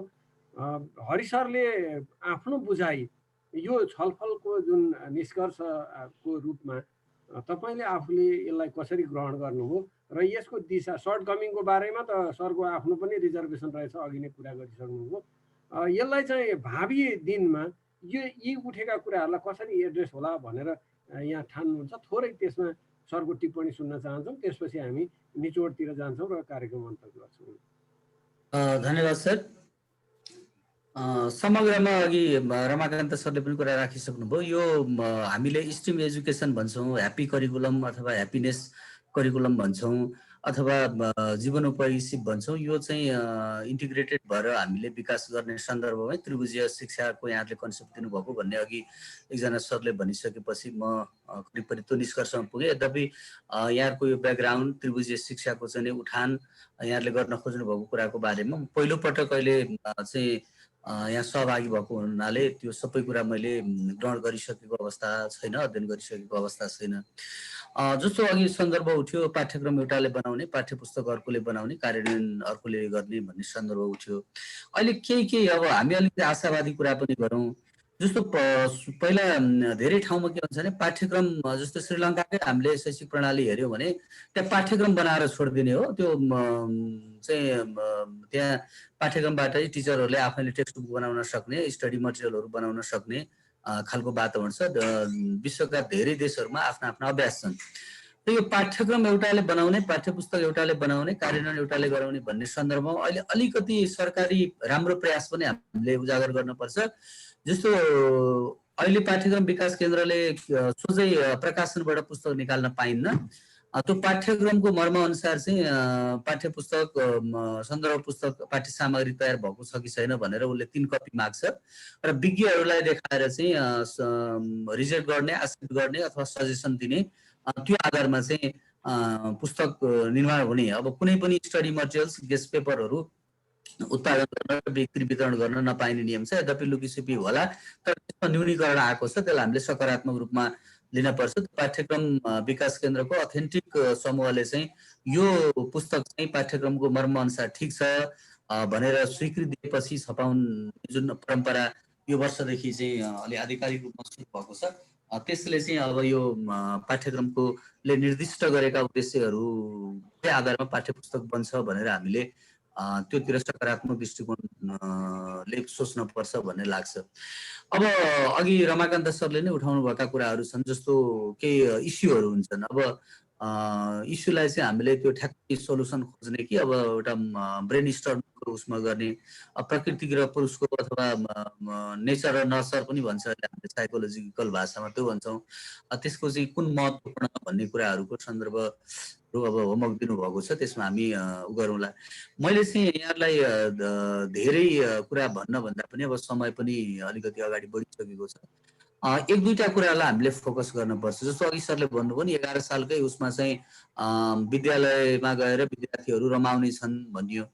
त्यो ह्याप्पी करिकुलम चाहिँ ह्याप्पिनेस करिकुलम लागू गरेपछि दिल्लीले एउटा ड्रास्टिकली चेन्ज गर्यो पाठ्यक्रममा। भुटानले त्यसरी छलाङ मारिरहेको अवस्था छ। त्यसैले स्टुडेन्ट ह्याप्पी हुनु पर्यो, विद्यालयमा उसले चाहिँ ह्याप्पिनेस इन्भाइरोमेन्ट पाउनु पर्यो भन्ने सन्दर्भ पनि त्रिभुज शिक्षा भन्नुहोस्, जीवनोपयोगी शिक्षा भन्नुहोस् अथवा चाहिँ स्ट्रिम एजुकेसन भन्नुहोस्, यी कुराहरूले चाहिँ समेट्छ। त्यसैले धेरै विषयवस्तुहरू, धेरै वादहरू, धेरै दृष्टिकोणहरू, धेरै विचारहरू चाहिँ उदय हुने र हामी चाहिँ एउटामा अल्प अल्प ज्ञान हुँदै यो हो कि त्यो हो कि भनेर चाहिँ अलिकति अल्मलिने कुरा चाहिँ भइरहेको सन्दर्भ पनि छ। अघि सरले उठाउनु भएको कुरा जस्तो हामी नेपालीमा पनि हामीले चाहिँ स्किल प्राप्त गर्न सक्छौँ। नेपाली बोल्ने, डायलग गर्ने, संवादका चाहिँ क्रियाकलापहरू गर्ने, त्यो लाइफ स्किलसँग गाँसिएला, अङ्ग्रेजीको कुरा गाँसिएला, गणितका चाहिँ समस्या समाधान गर्ने कुराहरू गाँसिएला। त्यसो भएको हुनाले यसमा हामीले त्रिभुजीय शिक्षामा हामीले समेट्ने कुराहरू र यसले हामी मतलब सन्देश दिन खोजेका कुराहरू अथवा हाम्रो चाहिँ अभियान को बारेमा यी कुराहरू के एडजस्ट गर्न सकिन्छ भनेर एकपटक छलफल गरौँ। र मैले चाहिँ पहिलो समय अलिकति डेप्थ स्टडी गरेको नाताले यो ह्याप्पिनेस करिकुलमको बारेमा हामीले चाहिँ केही अघि योगका कुरा आयो, ग्लोबलाइजेसन भयो होइन, बच्चाहरूलाई चाहिँ औपचारिक घन्टी पाठ्यक्रम मात्रै छ। यो ह्याप्पिनेस करिकुलम चाहिँ दिल्लीमा प्रयोग गरेको कुनै टेक्स्ट बुक छैन। 8 क्लाससम्म उनीहरूले प्रयोग गर्छन्, केजीदेखि 8 क्लाससम्म। तर त्यहाँ चाहिँ 45 मिनट चाहिँ प्रत्येक दिन 45 मिनट चाहिँ एउटा घन्टी चाहिँ उनीहरूलाई ह्याप्पी बनाउन, ह्याप्पी गर्न, जीवन बुझ्न, समालोचनात्मक चेतना, आलोचनात्मक चेत विकास गर्न, भविष्यप्रति चाहिँ आशावादी हुन चाहिँ उनीहरूलाई त्यस्ता क्रियाकलापहरूमा संलग्न गरिन्छ, उपासना गर्न लगाइन्छ भने ती कुराहरूलाई समेट्दै हामी जीवनोपयोगी शिक्षालाई पनि प्र्याक्टिकल रूपमा चाहिँ उपभोग गर्न सक्छौँ, प्रयोग गर्न सक्छौँ। त्यसो भएको हुनाले यो त्रिभुजीय शिक्षामा यी पाटाहरू जो अहिले उठेका सन्दर्भहरू छन् त्यसलाई जोडेर हाम्रो कार्यक्षेत्र अथवा हामीले चाहिँ गर्न खोजेको कुरा एउटा त्यो मटेरियलहरू सायद सरले मलाई बेला बेलामा पठाउनु भएको छ। म अझै यो 15-20 दिन चाहिँ अलि मेरो व्यस्तता पनि छ, यद्यपि मैले समय मिलाएर ती कुराहरू पनि अध्ययन गर्नेछु र मलाई पनि आफ्ना चाहिँ भनाइहरू राख्ने, यहाँहरूका चाहिँ महत्त्वपूर्ण विचारहरू सुन्ने अवसर दिनुभयो, यसको लागि मैले विशेष धन्यवाद दिन्छु। र अझै हामीले एउटा निश्चित विषयवस्तुमा केन्द्रित भएर त्यससँग गाँसिएका कुराहरूलाई छलफल गर्दै अवेरनेस गर्दै हामी अगाडि बढ्नेछौँ र एउटा साझा फोरमको रूपमा यो विकास हुनेछ भन्ने विश्वास पनि लिएको छु। र यति भन्दै मैले चाहिँ आफ्ना भनाइहरू ल्याउने अनुमति चाहन्छु। हस्, धन्यवाद। हस् हरि सर, धेरै धेरै धन्यवाद। जो साथीहरूले आज यो चिन्तनको 15औं श्रृङ्खलासम्म आइपुग्दा विचारहरू राख्नुभयो, हामीलाई असाध्यै धेरै गुण पनि लगाउनु भएको छ र हामीले पारस्परिक लाभ पनि लिइरहेका छौँ। आफूले पनि केही विचार व्यक्त गरेका छौँ, अरूका विचारहरू सुनेका छौँ, त्यसबाट हामी इन्गेज भइरहेका छौँ। अब यो त्रिभुजीय शिक्षा र यो जीवनमूलक शिक्षाको सन्दर्भमा अघि टोपेनजीले राख्नुभयो, हामीले बेसिकल्ली 3वटा कुरा गर्छौँ त्रिभुजीय शिक्षामा। एउटा, हामीले दिएको जुन शिक्षा छ त्यो शिक्षाले मान्छेलाई मानवीय धरातलमा उठायो कि उठाएन। जस्तो हामीले पढाएको कुराले जाति, भाषा, वर्ण, धर्म, लिङ्ग आदिको कुराहरूको विभाजनतिर लग्यो कि त्यसलाई इन्टिग्रेसन गर्नेतिर लग्यो। मलाई लाग्छ जीवनमूलक शिक्षाको मूल कसौटी, मूल उत्तर त्यसबाट खोज्नुपर्छ भन्ने लाग्छ। त्यसैले हामीले सुरुवात के गरेको थियौँ भन्दा अभिभावकले बच्चा जन्माउँछु अब भनिसकेपछि कसरी सुरुवात गर्नुपर्छ। गर्भधारण गर्दैछ एउटा महिलाले भने त्यो महिलाले गर्भमा हुर्किरहेको शिशुलाई कसरी त्यो राम्रो वातावरण दिने हो, कसरी त्यसलाई बाहिर आइसकेपछि कसरी शिक्षित र प्रशिक्षित गर्ने हो, के कुरा सिकाउने हो, त्यसको लर्निङ प्याटर्न कस्तो हुन्छ, त्यहाँबाट हामीले सुरु गरेका थियौँ। आज आइपुग्दा जीवनमूलक शिक्षा दिएर उसलाई गरिखान एउटा फिल्डमा छोड्ने सक्षम नागरिक रूपमा उत्पादन गर्नको निमित्त यो शिक्षाले कसरी काम गर्न सक्छ भन्ने पाठ्यक्रमको बारेमा चर्चा गर्ने क्षणसम्म आइपुगेका छौँ। त्यो आउँदा हामीले 3वटा कुराहरू जहिले पनि उठाउने गर्छौँ। एउटा, जीवन बाँच्ने कला, जीवन भोग्ने हाम्रो जुन कला छ त्यो कलालाई कसरी परिमार्जन गर्न सकिन्छ, कसरी बेस्ट बनाउन सकिन्छ। अर्को चाहिँ यो जीवन बचाइ जुन छ त्यो बचाइलाई सुखद बनाउने कसरी हो, त्यसलाई ह्याप्पिनेस भनौँ, मुक्ति भनौँ, अथवा परमात्मा भनौँ, अथवा परमानन्द भनौँ आदि कुराहरूलाई जोडेर यो शरीर, मन, चेतनालाई सँगसँगै माथि उठाएर यसको आत्यन्तिक अनुभूतिमा लैजाने दिशातिर कसरी बढाउन सकिन्छ। त्यसपछि अर्को, सानो बच्चा छ त्यसलाई हुर्काउने कला, त्यसलाई शिक्षित गर्ने कला कसरी बेस्ट बनाउन सकिन्छ। यही 3वटा कुराको पेरिफेरीमै हामीले यो त्रिभुजीय शिक्षालाई अवधारणाको रूपमा प्रस्तुत गरेको हो र त्यसैको एउटा पुस्तक हामीले बजारमा आइसकेपछि यो चिन्तनको धारालाई अलिकति फराकिलो ढङ्गले छलफल, विचार विमर्श, भेटघाट विभिन्न कार्यक्रमहरू मार्फत अगाडि बढाइराखेको हो। यो अहिले जीवनमूलक शिक्षाको सन्दर्भ धेरै हदमा हामीले उठाइरहेको दक्षताको कुरा, त्यसमा 2टा कुरा गर्छौँ हामी, धेरै कुरा गर्दैनौँ। तपाईँको रुचि गहिरोसँग गाडिएको विषयलाई एकदम केन्द्रित भएर सिक्नुहोस्, त्योसँग तपाईँको ह्याप्पिनेस जोड्नुहोस्। ह्याप्पी कसरी हुन सकिन्छ भन्दा परिवेशलाई तपाईँले ठिकसँग डिल गर्न सक्नुभयो, ठिकसँग कोप गर्न सक्नुभयो भने, त्यो कला जान्नुभयो भने तपाईँ त्योसँग एडजस्टमेन्ट गर्न सक्नुहुन्छ। त्यसले ह्याप्पिनेस बढाउँछ, तनाव सिर्जना कम गर्छ। तनाव सिर्जना भयो भने त्यसलाई कसरी कम गर्ने त भन्दा कथा रहित हुनुहोस् है। तपाईँले घटना घट्ने बित्तिकै कथा बनाउन थाल्नुभयो भने तनाव हुन्छ, कथालाई रोकिदिनु भयो, त्यो शिक्षा ग्रहण गर्नुभयो भने त्यो तनाव अन्त्य हुन्छ, तपाईँ शिक्षा ग्रहणमा जानुहुन्छ, भोलिदेखि गल्ती गर्नु हुँदैन। सानो सानो कुरा गर्छौँ हामी। त्यसैले स्टेफन कोभेले के भन्नुभयो भने मान्छे बनाउनुको निमित्त 7वटा चरित्र भए पुग्छ। धेरै कुरा नजाउँ, धेरै टिप्स टेक्निकमा नजाउँ, प्रोसेसमा जाउँ। प्रोसेसमा गयो भने 7वटा कुरा याद गर भनेर प्याराडाइम सिफ्टबाट उहाँले सुरु गर्नुभयो। संसारको जे प्रचलन छ त्यो प्रचलनमै यदि बाँचिरहने हो भने तिम्रो निजत्व आउँदैन। त्यसैले प्याराडाइम सिफ्ट गर, सोच्ने दृष्टिकोण बदल, त्यो दृष्टिकोण बदलियो भने संसार बदल्ने दिन तिमी लाग्छौ भनेर भन्नुभयो। त्यस पछाडि 7 वटा ह्याबिटहरूको उहाँले कुरा गर्नुभयो। ह्याबिट फर्मेसन भयो भने त्यसले चरित्रमा पनि ल्याउँछ, तपाईँको इफिसियन्सी पनि ल्याउँछ, तनाव रहित हुने तपाईँभित्रको स्किल पनि त्यसले एक्सप्लोर गर्दै लैजान्छ। त्यसैले बेसमा चाहिँ यो 7 वटा कुरालाई चरित्रमा लैजाऊ भनेर भन्नुभयो। त्यसै गरी हामीले art of living, art of growing र आर्ट अफ डाइङ 3 वटा कुरा गऱ्यौँ। आर्ट अफ लिभिङको कुरा हामी अहिले यो जीवनमूलक शिक्षाको सन्दर्भमा गरिरहेका छौँ। त्यसमा म एउटा सानो थोरै उदाहरण दिएर म 1 मिनट अब अन्त गर्न चाहन्छु। म दक्षिण अफ्रिकाको भिजिटमा जाँदा डर्बनको एउटा म्युजियममा मैले त्यहाँ भिजिट गरेको थिएँ। त्यहाँ चाहिँ एउटा ठुलो समूह विद्यार्थीहरू थिए र विद्यार्थीहरूलाई एउटा मानिसले के बताइरहेको थियो भने हाम्रो रङ्गभेदको संस्कार कसरी डेभलप भयो यो देशमा, त्यसपछि कसरी अन्त भयो, त्यतिखेरको प्रचलन के थियो भनेर त्यहाँ चाहिँ 3 वटा स्ट्याचुहरू राखिएको थियो, नग्न मूर्तिहरू थिए। त्यही मूर्तिहरू देखाएर उसले चाहिँ यो रङ्गभेदको परम्परा कसरी त्यो कार्यान्वयनमा ल्याएका थिए त्यहाँ चाहिँ श्वेत जातिहरूले भनेर भन्ने ऊ विद्यार्थीलाई सिकाइरहेको थियो, नलेज ट्रान्सफर गरिरहेको थियो। मलाई लाग्छ अहिले हामीले यो जीवनमूलक शिक्षाको कुरा गर्दा त्यो उदाहरण म झलझली सम्झिरहेको छु। हामीले कति विद्यार्थीहरूलाई म्युजियममा लगेर पुराना कुरा सिकाएका छौँ, कति विद्यार्थीहरूलाई जङ्गलमा लगेर पशु पक्षीको बारेमा बताएका छौँ, वृक्षहरूको बारेमा बताएका छौँ, कति कृषकहरूको श्रमको मूल्यको बारेमा खेतमा किसानहरूसँग संवाद गर्न लगाएका छौँ। सायद अबको शिक्षक चाहिँ पढाउने होइन, सहजीकरण गर्ने सहजकर्ता बन्न आवश्यक छ। यो जीवनमूलक शिक्षाको जति बढी शिक्षक सहजकर्ता बन्न समर्थ हुन्छ, मलाई लाग्छ जीवनमूलक शिक्षाको यो पाठ्यक्रमले निर्देश गरेको जुन उद्देश्य छ, यो दिशा छ, त्यो दिशातिर हामी अगाडि बढ्न सक्छौँ भन्ने मलाई लाग्यो। आजको यो छलफलमा जुन सहभागी भएर आफ्नो अमूल्य विचारहरू राखिदिनु भयो डाक्टर हरि पोखरेल र हाम्रो विमल सर, दुवैजनालाई म हार्दिक धन्यवाद व्यक्त गर्छु। रमाकान्त सरले हामीलाई होमवर्क दिनुभएको छ, यो होमवर्क हामी सबैजनाले चिन्तन मनन गरौँ र यो होमवर्क हामी सबैले गरेर अर्को श्रृङ्खलामा हामी सहभागी हौँ। अब चाहिँ सायद यो फेस्टिभल मोड छ, अर्को श्रृङ्खला गर्ने नगर्ने भन्ने बारेमा हामी चाहिँ यो त्रिभुजीय शिक्षा चिन्तनको व्यवस्थापन समिति बसेर एकचोटि छलफल गर्नेछौँ। त्यसपछि हामी यदि यो दसैँ अगाडि नगर्ने भन्ने भयो भने दसैँको लगत्तै रमाकान्त सरको यो होमवर्कबाट हाम्रो अर्को श्रृङ्खला सुरु हुनेछ। आज चाहिँ हामीले अलि धेरै समय घर्कायौँ, 7:30मा अन्त्य गर्ने भनेको 7:54 भयो।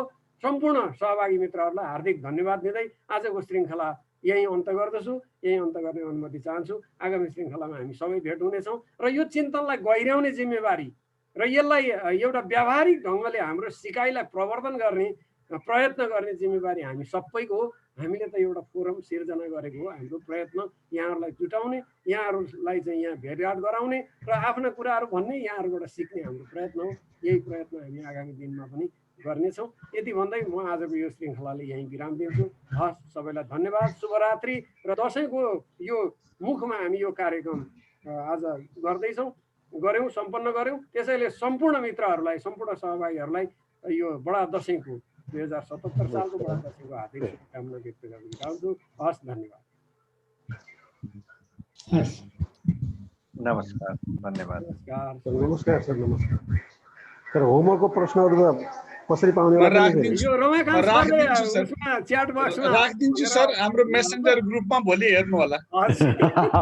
राखिदिन्छु सर, 6वटा प्रश्न हुनेछ नि, एकदम सजिलो, यो तनावपूर्ण चाहिँ होइन, एकदम चाहिँ इन्जोय गर्ने प्रश्न हुनेछ।